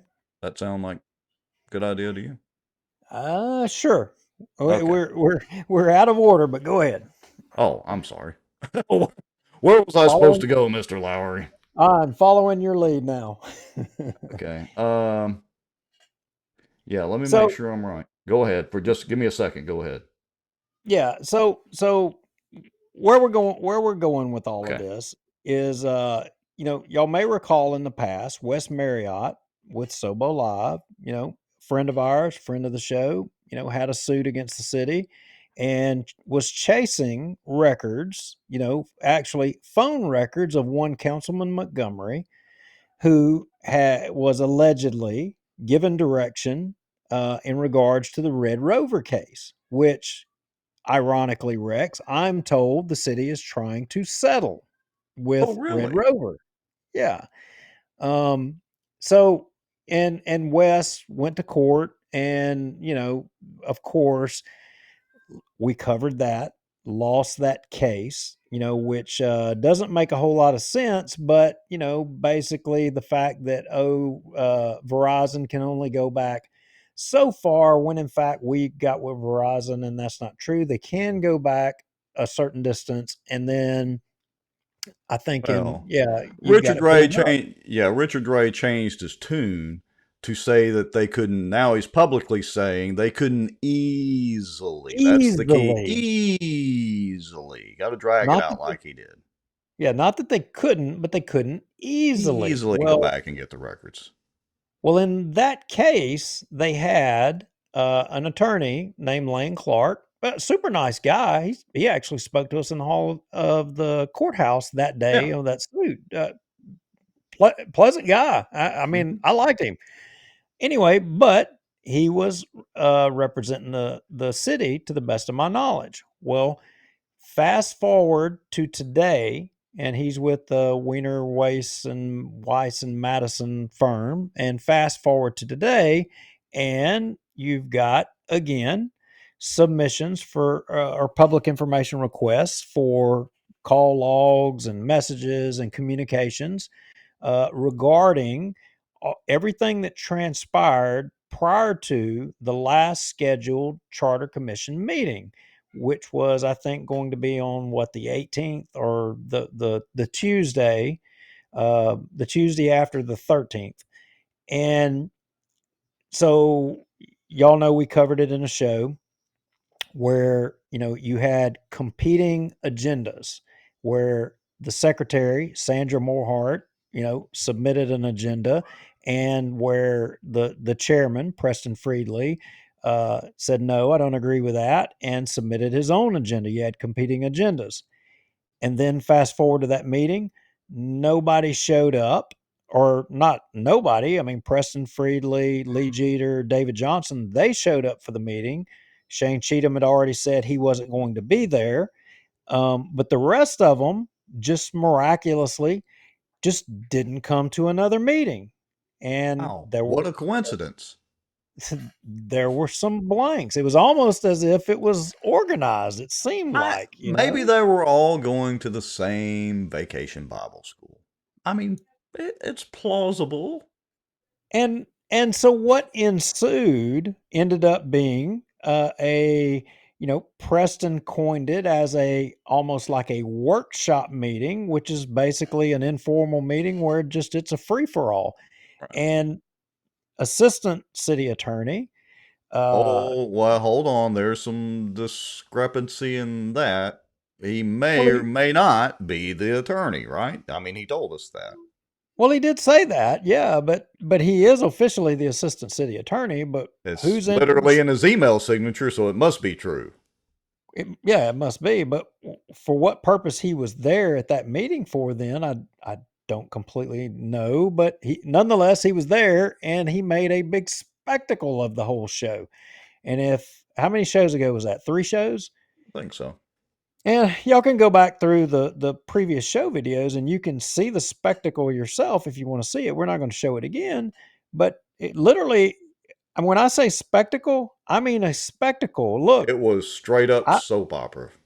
I've got friends in the legislature that called me and said, "You're not going to believe this." What? And they said, "We stopped business at the legislature so that we could watch that."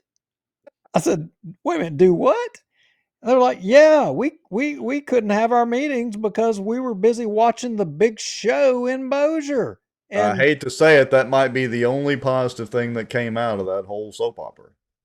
And someone else, and I want to get this one off my chest too. I want to share this one. Somebody else made another comment. They said, that spectacle and that show, how it hurts Bossier and how bad it hurts Bossier. And I'm like, not a lot of people. We live in a bubble. We follow it. We're all politicos, and I can see that. And I said, "No, you don't understand." I was like, "What do you mean?" They said, "Well, here's what'll happen."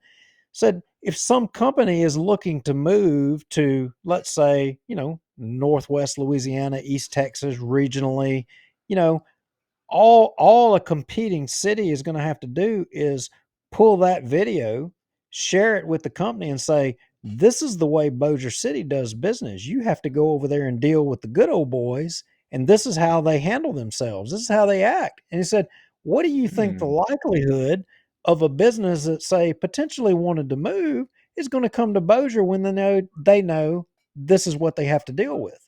Maybe I need to up our SEO game on the website itself. That just gives me an idea, Mr. Lowry. Anyway. But I have to admit, I mean, so that I couldn't help but think of Lisa Johnson. Well, where's the chamber where was she at that meeting?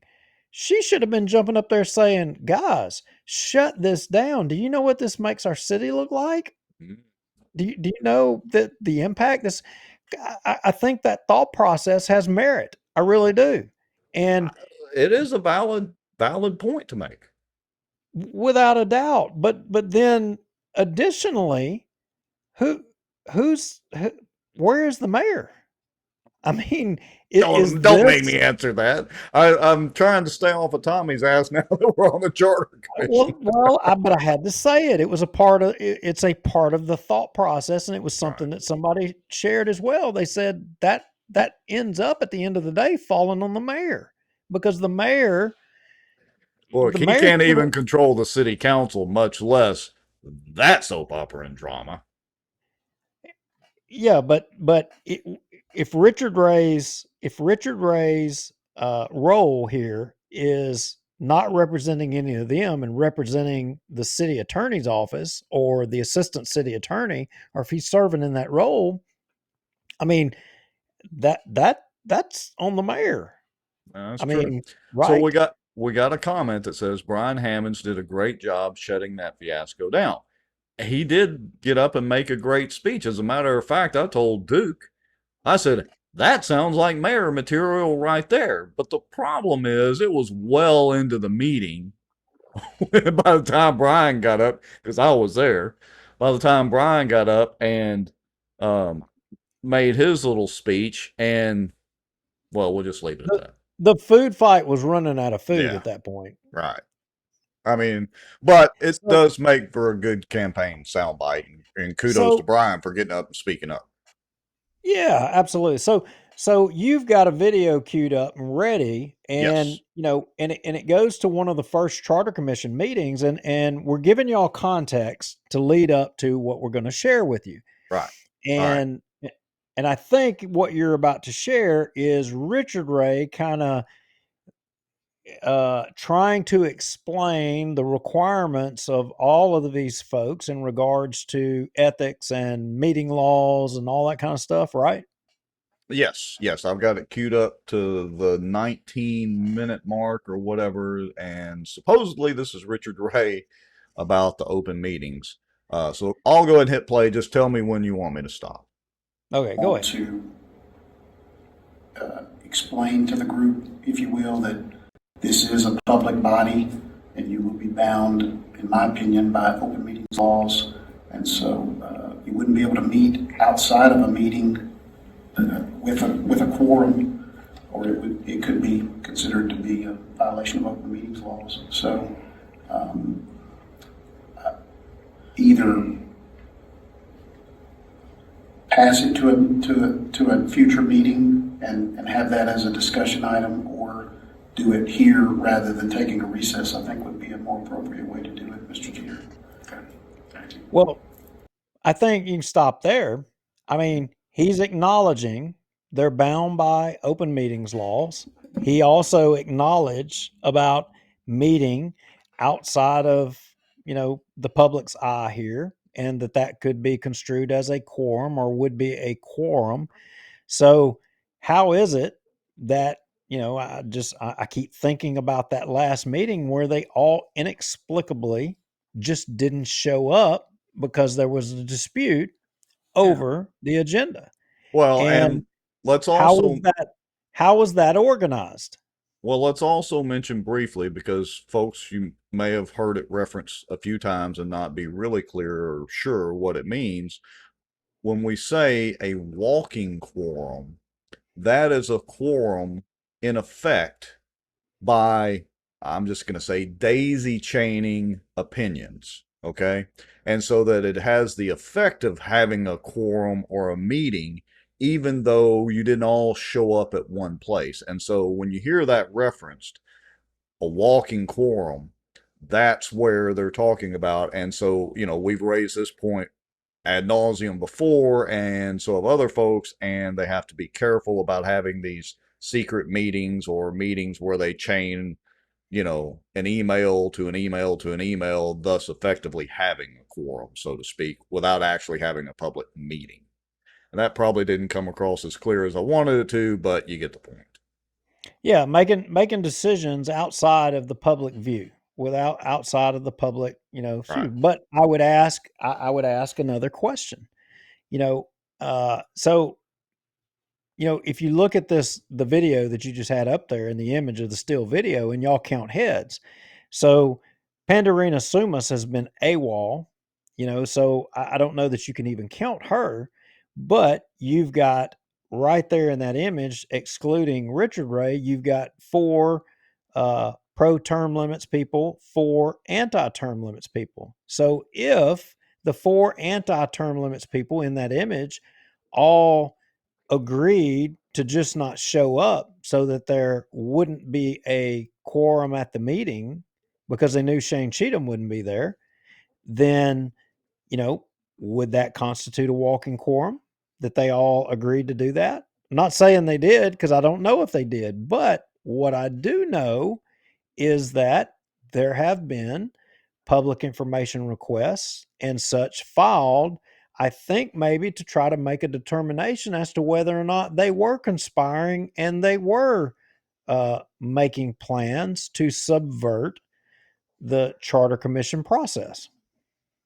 Okay, so I've got the next video pulled up, and was there a particular time stamp that you had noted or wanted to go to here?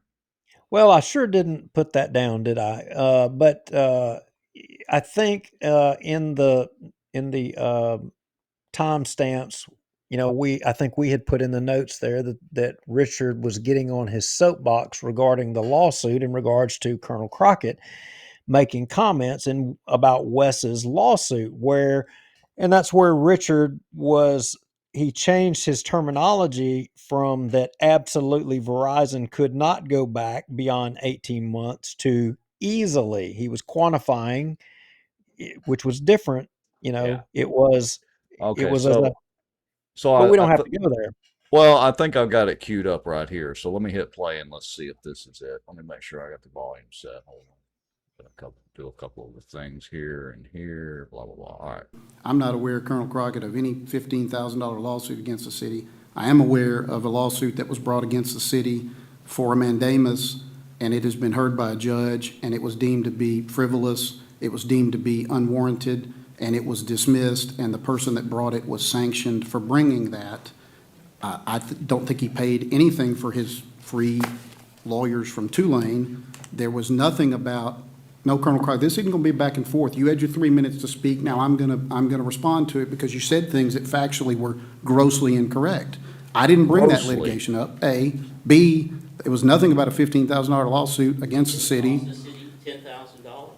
C, there was nothing about Verizon records of a councilman for 3 years. What came out at trial was that the person that brought that suit asked for records that were 19 months in the past, and what we learned at trial was you can easily get from Verizon records for 18 months. You can easily get AT&T records for 16 months, but you cannot go back 19 months easily.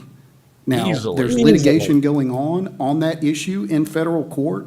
I'm not going to get into it, but you can't stand at that podium and say that I brought up litigation. You can't say that there was a suit against the city that cost $15,000. You can't say that a councilman could easily get records for 3 years. All of these are just false, sir. So I'm going to stop it right there. Notice he kept saying easily. Yeah, and everything you're saying is false. And so it was settled in court that it was frivolous, that somebody from the public wanted transparency of a government official, David Montgomery, and his communications via his personal cell phone to conduct government business. And Richard Ray deemed that to be, and said the court deemed it to be frivolous.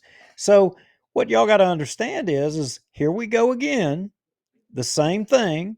You've got government officials, the Charter Commission people.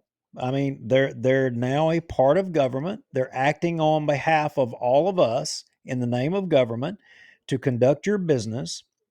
They all say they're doing it for your interest, but yet, and they all say they want to be transparent, but for some reason now here we are again, and we're fighting to prevent transparency in communications and what they were doing, and whether or not they all conspired to not have a quorum at a charter commission meeting, to basically kill everything that was voted on. I mean, they have already, the same attorneys that were hired to defend the city in that case, Wiener, West, and Madison, Lane Clark, again, nice guy, respect the guy, he's doing his job, but he's the opposition.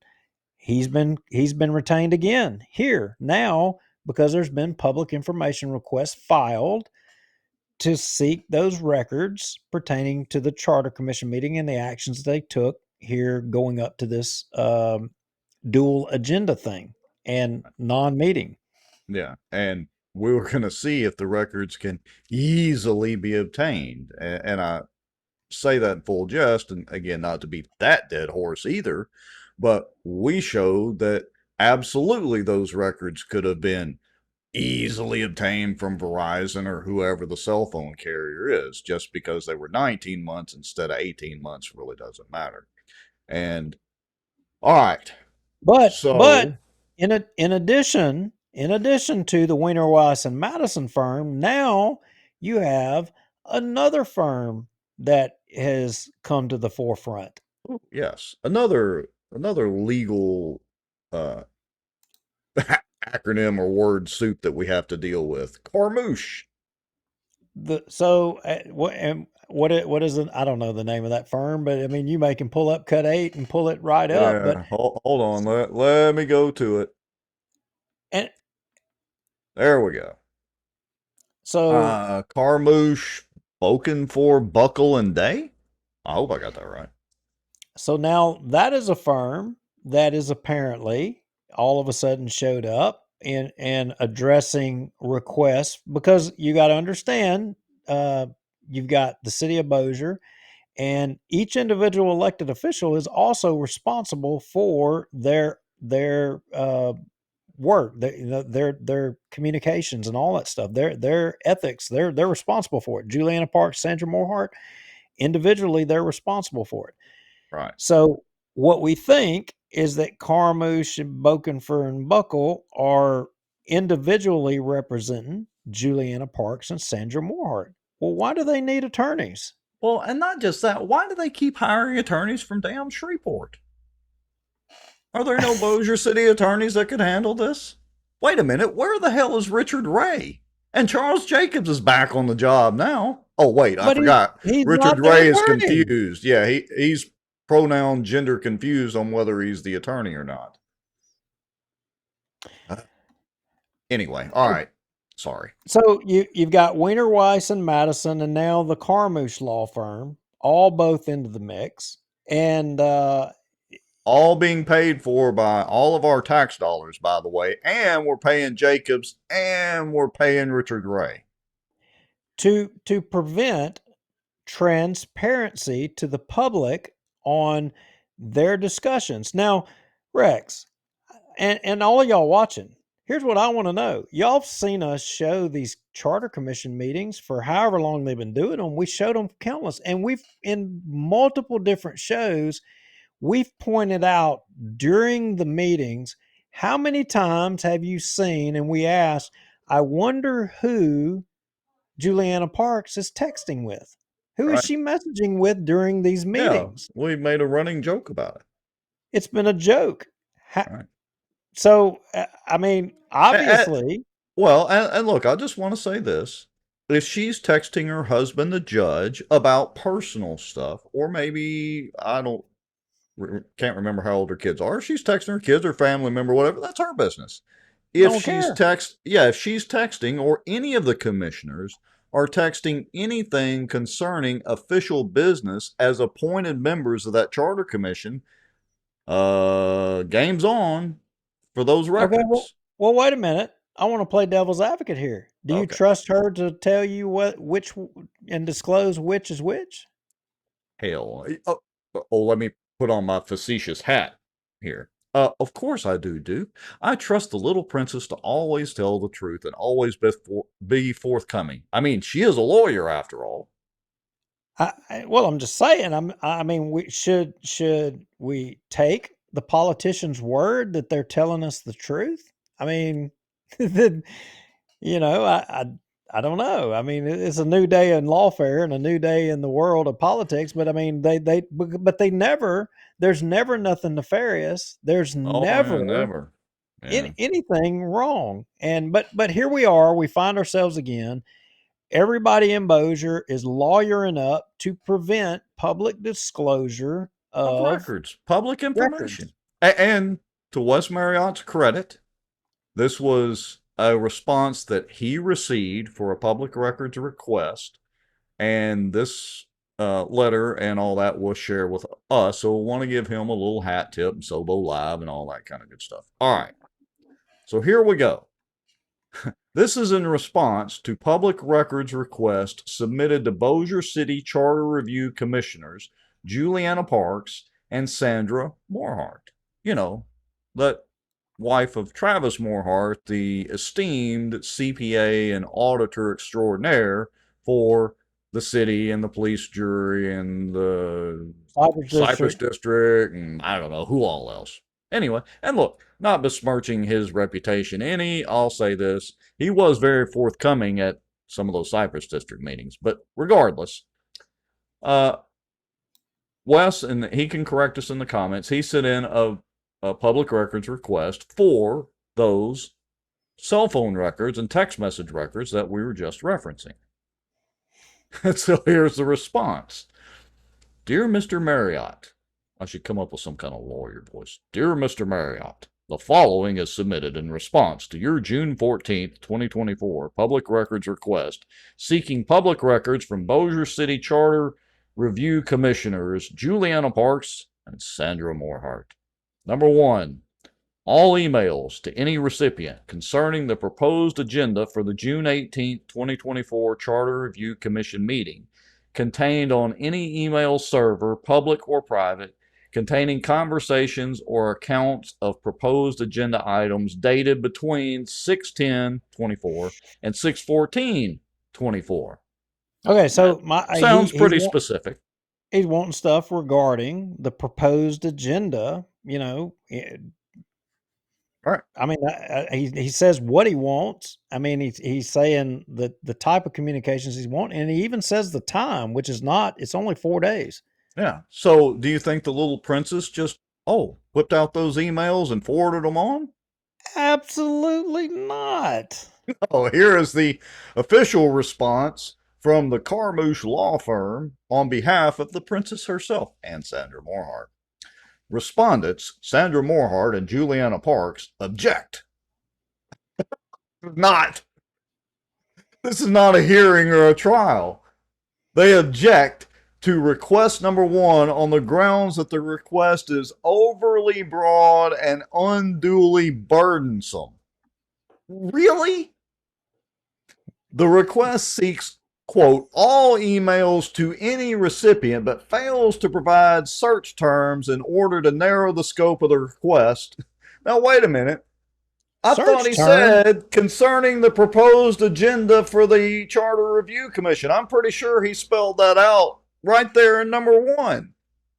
Yeah, I'm thinking so too. Look, I'm trying to think of a good old boy here and Judge in Benton, and I don't know. Maybe they just didn't read that the same way. What other way could they read that? Proposed agenda. I thought these were Shreveport lawyers. I didn't think they were out of 26 JDC. I thought they could actually read stuff. All right. In order to narrow the scope of the request, and it would be unreasonably and unduly, and they couldn't easily get it. I'm throwing that part in there. It would be unduly burdensome to search each and every single email respondents may have sent or received without further specifications. Duke, I know you're not really a tech guy. I mean, you're learning your way around a computer pretty good, but would you say it's relatively easy to search emails with some pretty good specificity? I mean, look, I got to tell you here, this is looking like a competition of how high you can stack crap.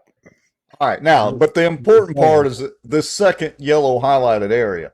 Subject to and without waiver of said objections, respondents, let me read it in my lawyer voice, respondents do not have a public email account with the city of Bossier City. Further answering, see attached. Well, wait a minute. We just heard in the video that I replayed a few minutes ago with Amy Moran that it doesn't matter whether they have a city email account. I know she said that. Am I wrong? Do we need to play that video again? I don't think you got to play it again. I think everybody heard it. And we also heard Richard Ray warning all of them that, hey, look, you fall under the ethics and open meetings laws. Well, but maybe he wasn't giving them legal advice. Remember, he still has an identity crisis, whether he's really a lawyer or not a lawyer. Anyway. All right. Well, I mean, look, he didn't say which body's open meeting laws, because Bossier City has a different set of open meeting laws, apparently. Yeah. All right. So the questions, go on through here. So I'm not going to read all of this because the questions and the answers are basically the same. But I want to get down to number 3 right here. It says all cell phone and text messages between Commissioner Juliana Parks and any other elected official concerning the Bossier City Charter Review Commission meeting or any agenda item contained or stored on a public or private device sent between 6/12/24 and 6/14/24. He's narrowing the scope down pretty good. Well, what was their response? Did they just give up the records? Nope. Lawyered up. Respondent, Juliana Parks, objects to request number 3 on grounds that the phrase any other elected official is overbroad and potentially seeks disclosure of privileged communications, as Mrs. Parks is a licensed attorney. Well, I got a question, Rex. I got a question. So, look, I know that there's a lot of attorneys and lawyer types and people out there, and there's probably some judges that are sitting out there in which they wouldn't say nothing, and they're probably lurking in the shadows. But for all of you legal types out there, I'm just wondering, would privilege in any way, shape, form, or fashion apply if you were conspiring with an elected official to commit something that was against the law or to do something? Would privilege apply? Could you cite that? I mean, I don't know. I I'm don't asking. think so. I don't think so, but I only play a lawyer sometimes on Facebook. Yeah, I'm not a lawyer either, but I'm just wondering, does privilege, can it apply if you're conspiring in some way, shape, form, or fashion? I don't know. I'm just... Well, lo and behold, we have a response from our good friend Greg Bell. He says privilege applies to clients, not lawyer to lawyer BS. Interesting. But, Duke, in the spirit of cooperation, since Ms. Morehart is not a quote elected official, Ms. Parks submits the attached text messages with Commissioner Morehart. Finally, we get some messages, right? We do. So I guess we're ready to go there. I'm sorry. I'm off base here. That's okay. That's okay. I think... Go ahead. Well, I was just going to say, and then it goes on down again, pretty specific in the request for the cell phone text messages and all that, and the cell phone records. And the responses are basically the same. It's basically the law firm telling Wes to go stick it. Because they know to get these records, there's a couple of things that are going to happen. Either the ethics board has to get in on it, and the AG's office would have to proceed with it, or Wes is going to have to sue them, which costs money, by the way. So now let's move into the disclosures that they did make, and they numbered them, and I would suggest that we go to the first number 1 response in the cuts. All right. But hold on, I just found something I want to share here. So this is important. This is on the last page. Further answering, Ms. Morehart does not have a phone paid for or provided by the city of Bossier City, and the cell phone logs for the private phone of Ms. Morehart are private, not public records. Wait a minute. Stop the press there, Nicole Buckle. I think she needs to go actually read the law. What say you, Mr. Lauer? What say you, Mr. Marriott, if you're still in the comments? I would say she knows that unless she is challenged on the question, she can get away with saying whatever she wants to do. We see that all the time from people. If you don't challenge them, and a lot of times, and no offense to lawyers, but a lot of lawyers try to use their lawyer tactic to bully people, and people never challenge them. I mean, we see it all the time, just like Verizon. Easily, right there. Easily, yes. Easily.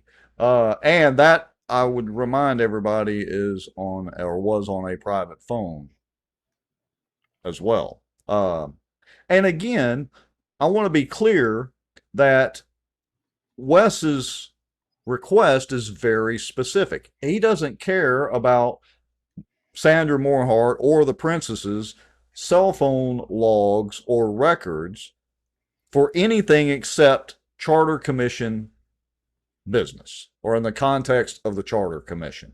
All right, so they can redact all the rest of that they want. So when they say at previous meetings that, they want to have transparency in the meetings. They want to have, everything out in the open for everybody. You guys make the determination. Do you think that's accurate or do you think that's inaccurate? Because obviously, not everything is meant to be transparent. They It's they don't want to. only transparent when they want it to be lip service. Are we So going to go cut to the 6? number one response. Number We'll one come back. response. We'll come back to the cut 6 response. Okay, So the same one I was just in. no, it was a different one. Yeah, well, it's the attachments. Wait a minute, I'm lost. What is it? The cut 6?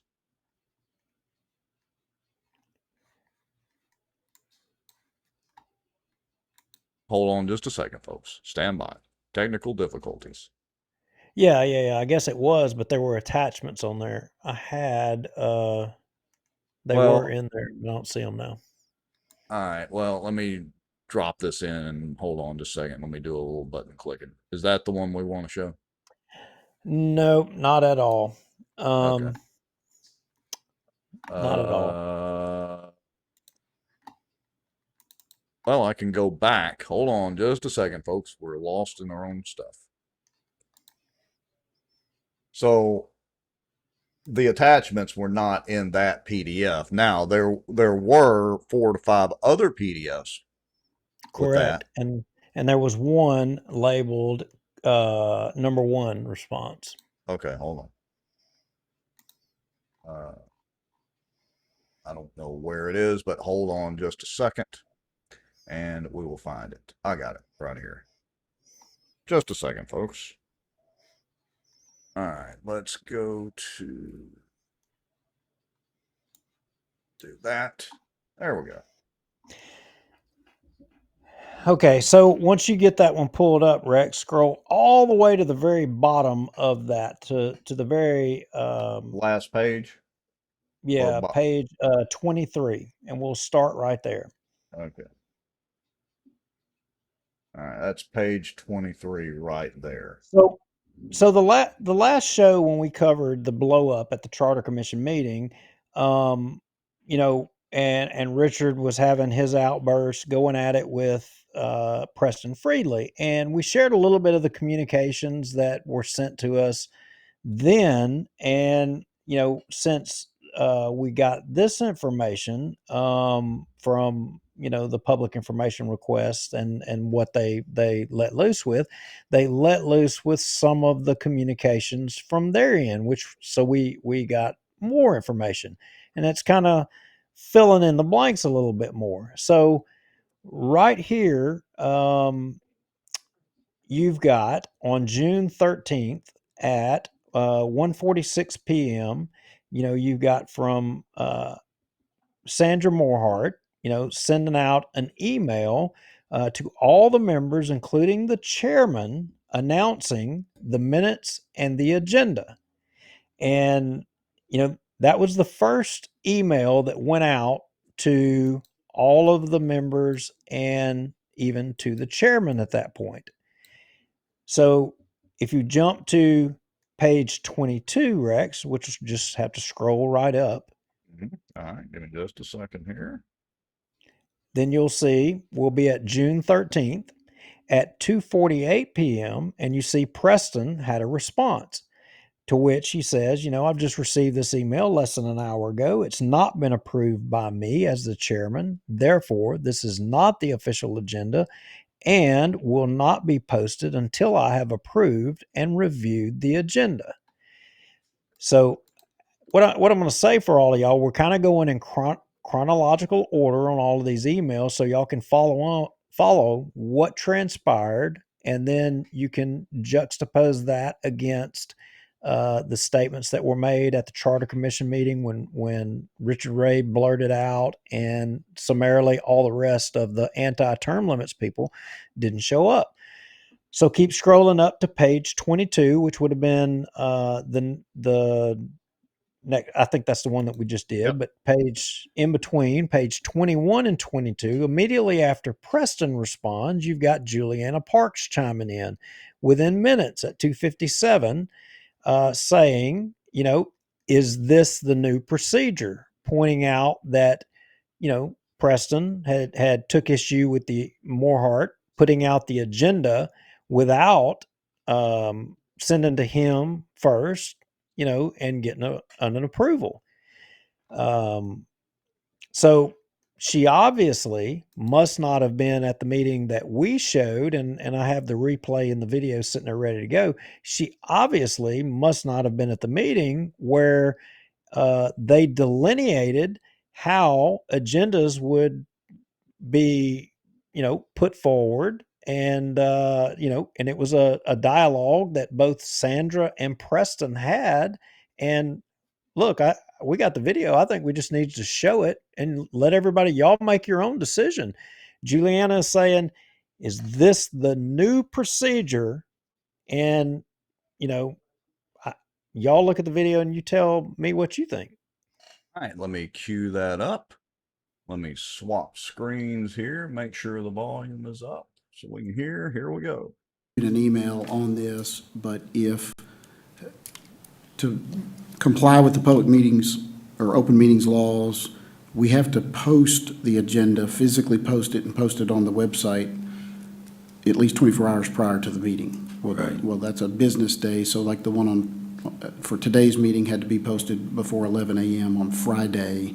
Right. And so I would just ask that the agendas and the draft minutes, this has been a very aggressive meeting schedule and we've been able to meet everything so far, but I would strongly suggest that there be a deadline of maybe like noon, 3 business days prior to the meeting, that be, if I can get a copy of that, an agenda, and that is prepared by the body You hear and that? the draft Prepared by the minutes body. so that can be posted and distributed. And I'll send that in an email because the 3 days before, it falls on different days, but I just want to point that out and so that we're not rushed on each one of these and the public has plenty of time to take a look at an agenda.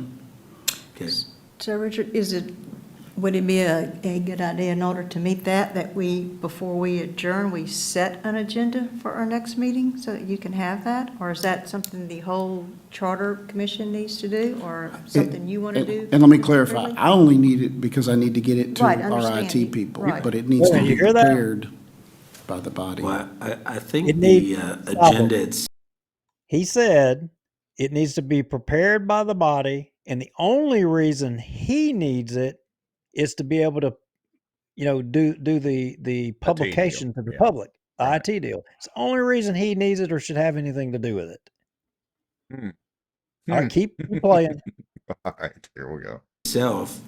I will ask whether or not our secretary, Sandra, do you have a good feel for the agenda now that we're going to go through the same similar template, but this time we're going to have discussions of chapters 1 through 5 on the agenda specifically, and then we can draft up that agenda and forward it no later than, say, the 28th of February to give it to, and the minutes, you're the one Well, doing it'd be the the minutes. 21st. So I'm fine with doing it, but I would like to send it to you Okay. for you to just kind of sign off on it, and then we can submit it to.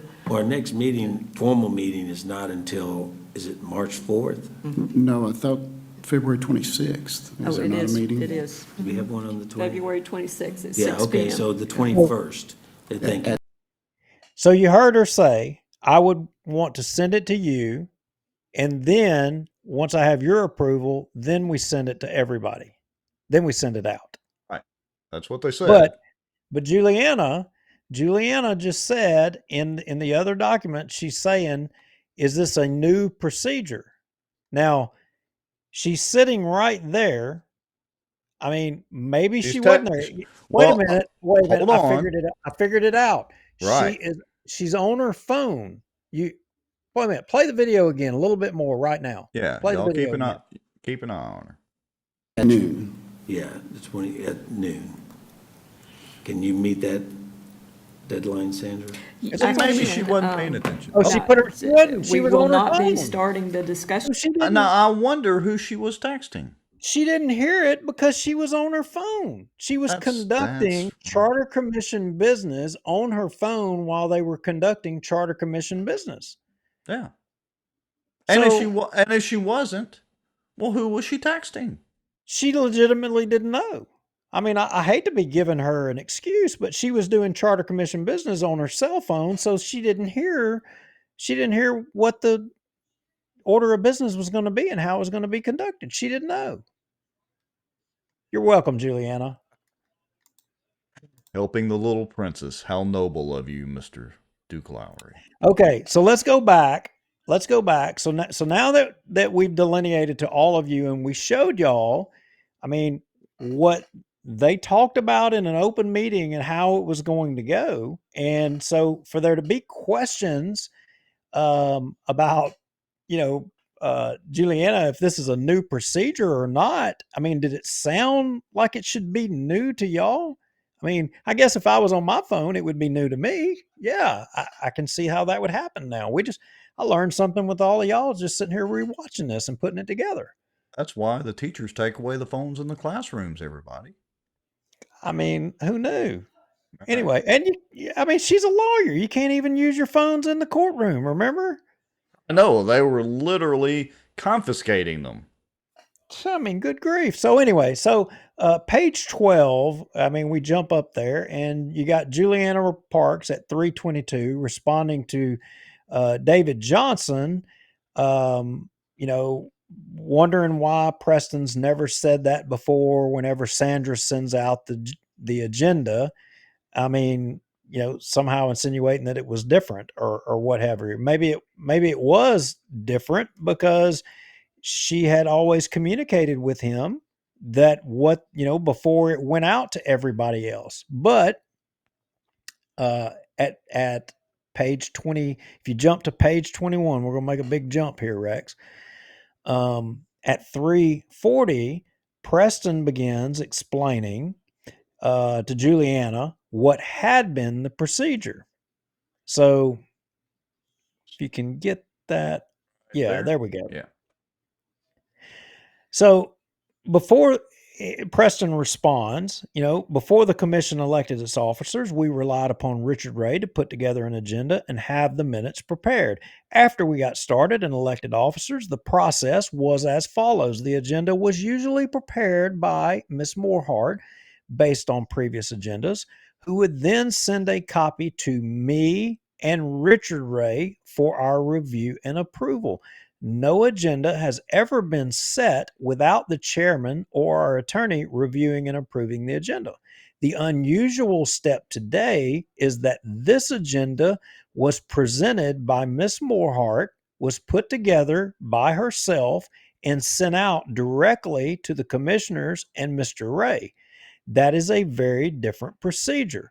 I will be meeting with Mr. Ray tomorrow, and we will be finalizing an agenda for the Tuesday morning meeting.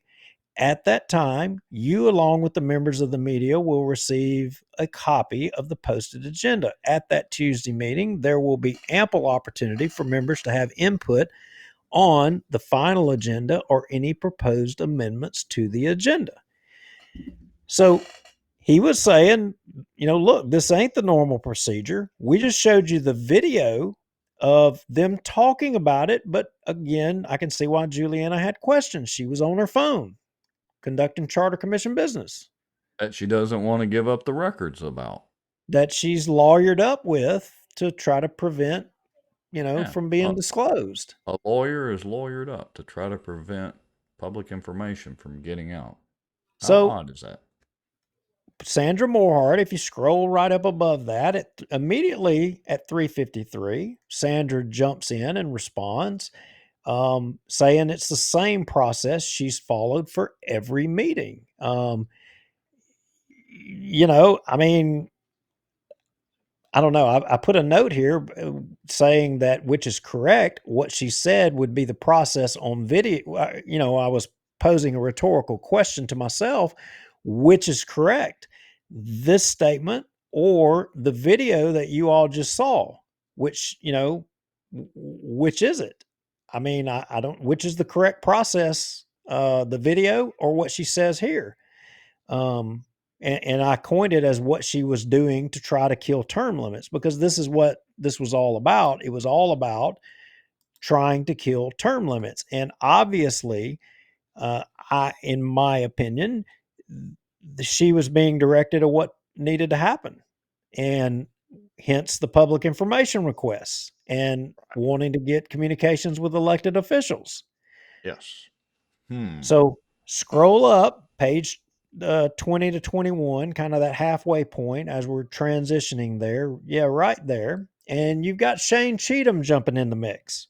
And Shane asks the secretary who made the decision to break out the items individually. Now, we didn't show it, but her agenda literally took the items that were delineated in the previous meeting, which included the term limits, and they broke them out individually, which, appeared to me to be different. I mean, I haven't went through all of them to determine if that's not the case. I don't know.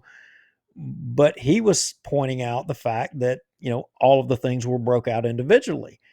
So what I would say, let's go to cut 7. Let's jump off of this page for a moment. Let's go to cut 7. And I want to show y'all another email communication. And give me just a second here. To answer this question about breaking things out individually. So hold on just a second. I'm getting there. Oh, you've got it up. So yeah, y'all all see this June 13th. This is the same day. All these other emails have been midday in the afternoon. But if you look at this one right here, this is the same day, but it's at 5:53 in the morning. AM. I ain't even had my first cup of coffee yet. And she's sending an email to Richard Ray. Good morning. In my search for the meeting video, I see 2 posted for our meeting on June 10th. This one is only 1 hour and 12 minutes. The other is a complete 3 hour and 30 minutes. I think the incomplete one should be removed. Now we came across that. Yeah, when but we that were, was that's, you have to understand the way that YouTube does things sometimes, especially on a really long form video. But anyway. But that's not the point. I mean, the point is it's 5:53 in the morning and she's working. Hat tip to her. I mean, look, overachiever. Early bird gets the worm. Except providing her cell phone records, but other than that, overachiever. Okay. But I think if you will go to cut 6 for me, immediately after that email, here's the one that followed immediately afterwards. Well, that was cut 6, so this is cut 7. Oh, okay. I had them backwards. That's okay. So at 5:43, she sends Richard Ray the email. Good morning. Please review the attached draft agenda. Do I need item 2 in old business, or did the listing of the item give me the ability to bring it to a new vote? So if Richard Ray's purpose, as stated before, for it being sent to him is only to be able to post notice for the public, why is she, before sending to the chairman or even the rest of the body, sending it to Richard Ray for direction on how to propose revoting on items that she didn't agree with? Well, all right, so let me play devil's advocate for just a minute. So initially, I had said that, thought that maybe she was asking Richard Ray procedurally as the city attorney, even though he claims he's not, and the attorney for the Charter Commission, by the way, or the legal counsel, even though he claims he's not. Maybe she was just asking him procedurally how to do this, but in the full context of seeing how that agenda, how they were it seems to be how they were conspiring to try to squash term limits again. It seems to me that maybe she wasn't just asking him procedurally under Robert's rules how to do this. Well, now wait a minute. He's already declared he's not their attorney. He's not the commission's attorney.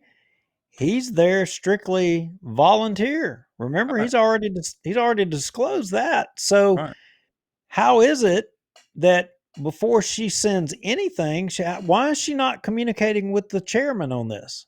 Why is it she's communicating with Richard Ray? And why is it? Well, Where's Richard Ray's response? yeah, that's interesting because that's more telling. Obviously, she's not communicating with Preston because he's pro term limits and, well, he's the chairman. So that you asked the right question there, Mr. Lowry. Why is she communicating with Richard Ray, who was appointed by the mayor? The mayor is supposedly pro term limits. I mean, he has signed a petition, but why is she asking this of Richard Ray? You know, it seems to me that you know, they're trying to develop a plan of how to kill term limits, and that's what it appears to me that. And maybe we don't know what Richard Ray said, and now I'm wondering, why is the communication that Richard Ray had, why is it not here? Why? What did he tell? What did he tell Miss Morehart? You know, and what did Miss Morehart tell the other members of the commission that were anti-term limits? And how did they all know not to show up? So let's go back to the other page, you know, and I think page 20, Morehart responds to Shane, and where Shane, you know, he had asked who made the decision to break out items individually. Based on the what I just read with her sending to Richard Ray, I mean, it only stands, a reasonable person would assume that Richard Ray basically maybe had recommended to her about, or gave her advice how to, we don't know that he did, but I mean, you have to assume, connecting the dots. I mean, Maybe it's in some of those phone records that she doesn't want to disclose. Maybe. I mean, that's a possibility. I'm not saying it's true, but maybe that's why she doesn't want to disclose that. What say you, Sandra Morehart and Richard Ray? Well, then, and maybe Richard didn't even respond to her at all, and maybe she just did it on her own. Yeah. Maybe she acted solely. Yeah. Well, it'll be Anyway, interesting to know what the response was. But all right, so here we go. At 447, Sandra Morehart responds back to Shane, and I want to focus on this last paragraph. And I think just cut through the other stuff and just focus on that. I sent the agenda out exactly the same for all committee members to review, revise, and give input. Preston has never approved any of the agendas and has never sent me any changes. Richard is sent the email each time, just like the commissioners. If that is true, then where are the commissioners' emails at 5:53 in the morning? Right. How come all the other commissioners didn't get their emails at 5:53 in the morning? Now you're asking the right question again. I mean, if things are no different, if nothing has changed, I don't know. I mean, you guys, y'all watching the show, are if you're following along, is my question not a reasonable question? If she's doing things she says exactly the same, but yet obviously there was a difference between the communications with Richard and the communications with the chairman and the communications with all the rest of the commissioners. Very interesting. Okay, So I'm going to scroll up.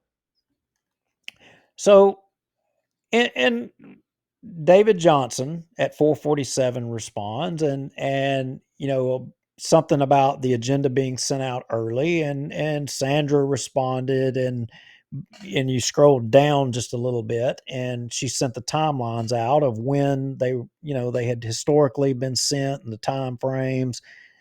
So you see, there was only 2 days that actually it was, with only 3 days notice that they waited up right to the last minute. And this last one, which was the, the big blow up meeting, was the last one that they waited to the last minute to send it out.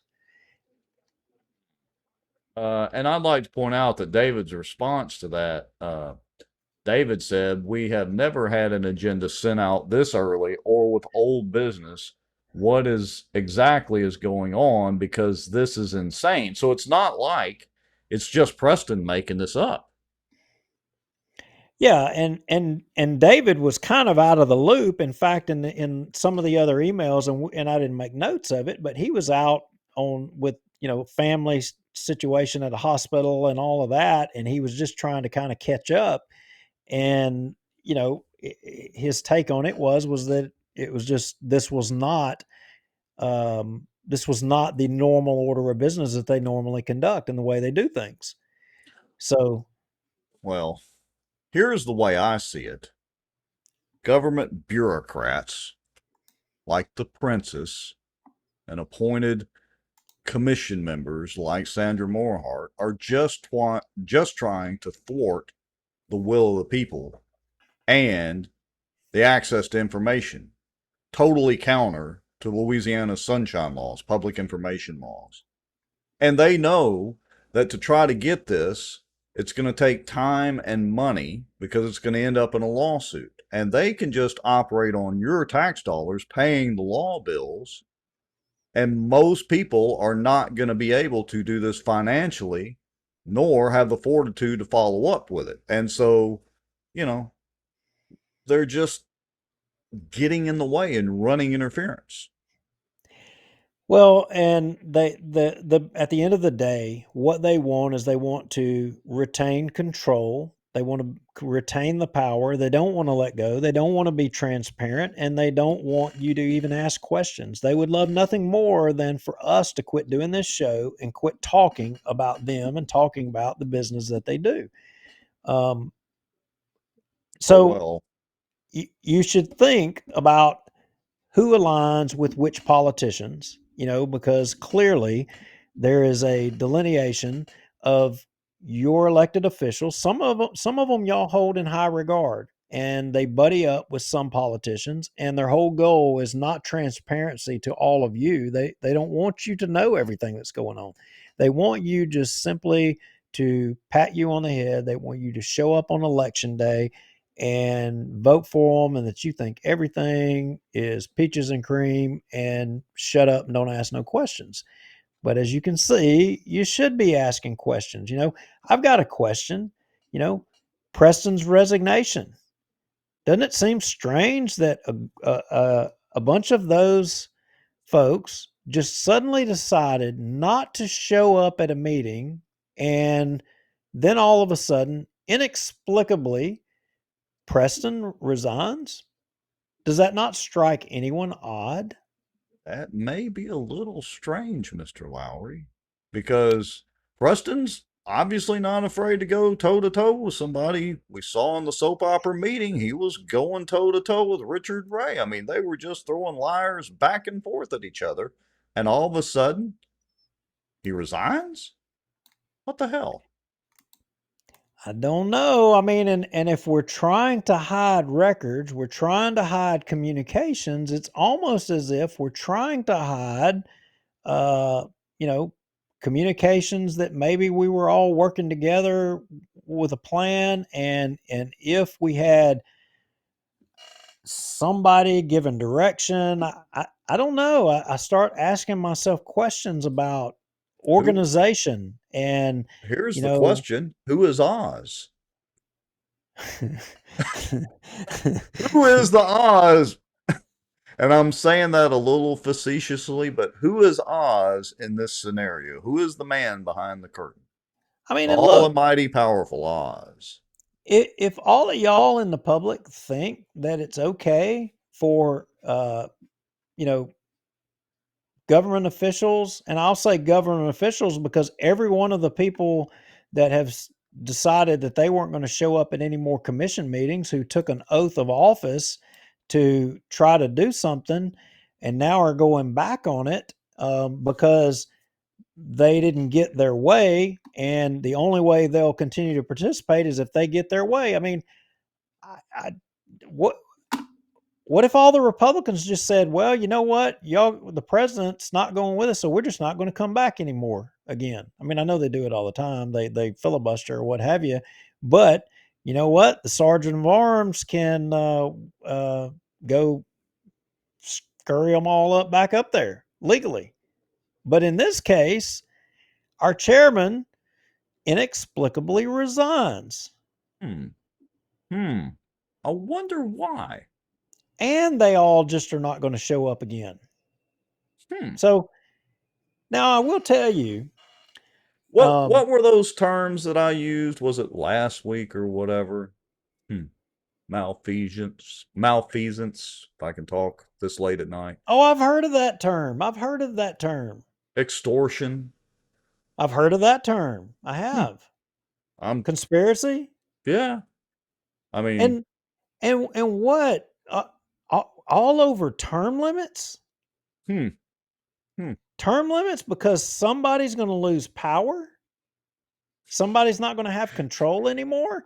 It's always about the power and follow the money, folks. And y'all should ask yourselves, which politicians hold the politicians that are fighting transparency and term limits? Which politicians are they all chummed up with and buddied with? Y'all, Maybe it's the one that they couldn't easily get the records for. I don't know. I'm just wondering. So, all right, anyway, folks. I'm gonna stop there. All we can do is lay out the carpet, and it's up to y'all to decide what's really going on. When you roll back the carpet, who's the man behind the carpet, behind the curtain, so to speak?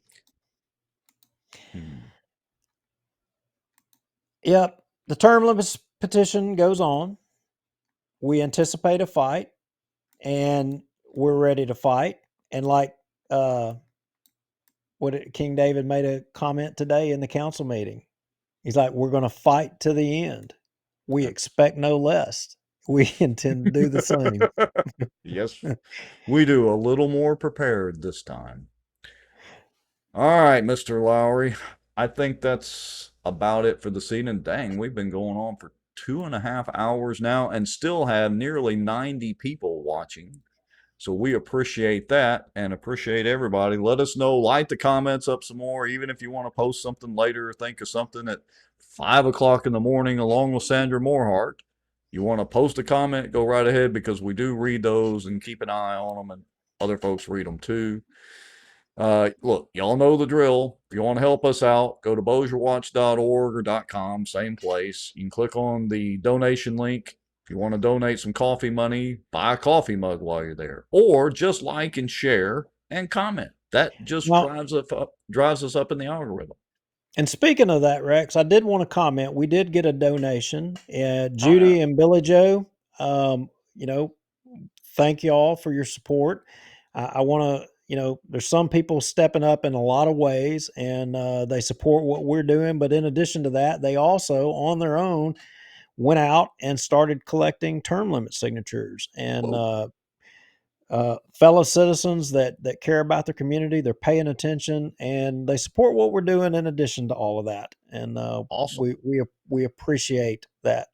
Yes, every little bit helps no matter what you do, whether it's getting petition signatures, liking and sharing comments, buying a coffee mug, donating, or just letting your neighbor know what really goes on in Bossier City. That helps too. So we appreciate it all. And shout out to Sobo Live and Weston Marriott. He is fighting a lot for transparency on y'all's behalf. I mean, we would be remiss if we didn't mention that. And, hey, Tommy Chandler, step up to the mic. It's time. Paging Tommy Chandler. It's time, Tommy. It is time. Your employees need you. All right. Last word, Mr. Lowry, and I'll hit the finish button. What say you? Have a good night and make it rain.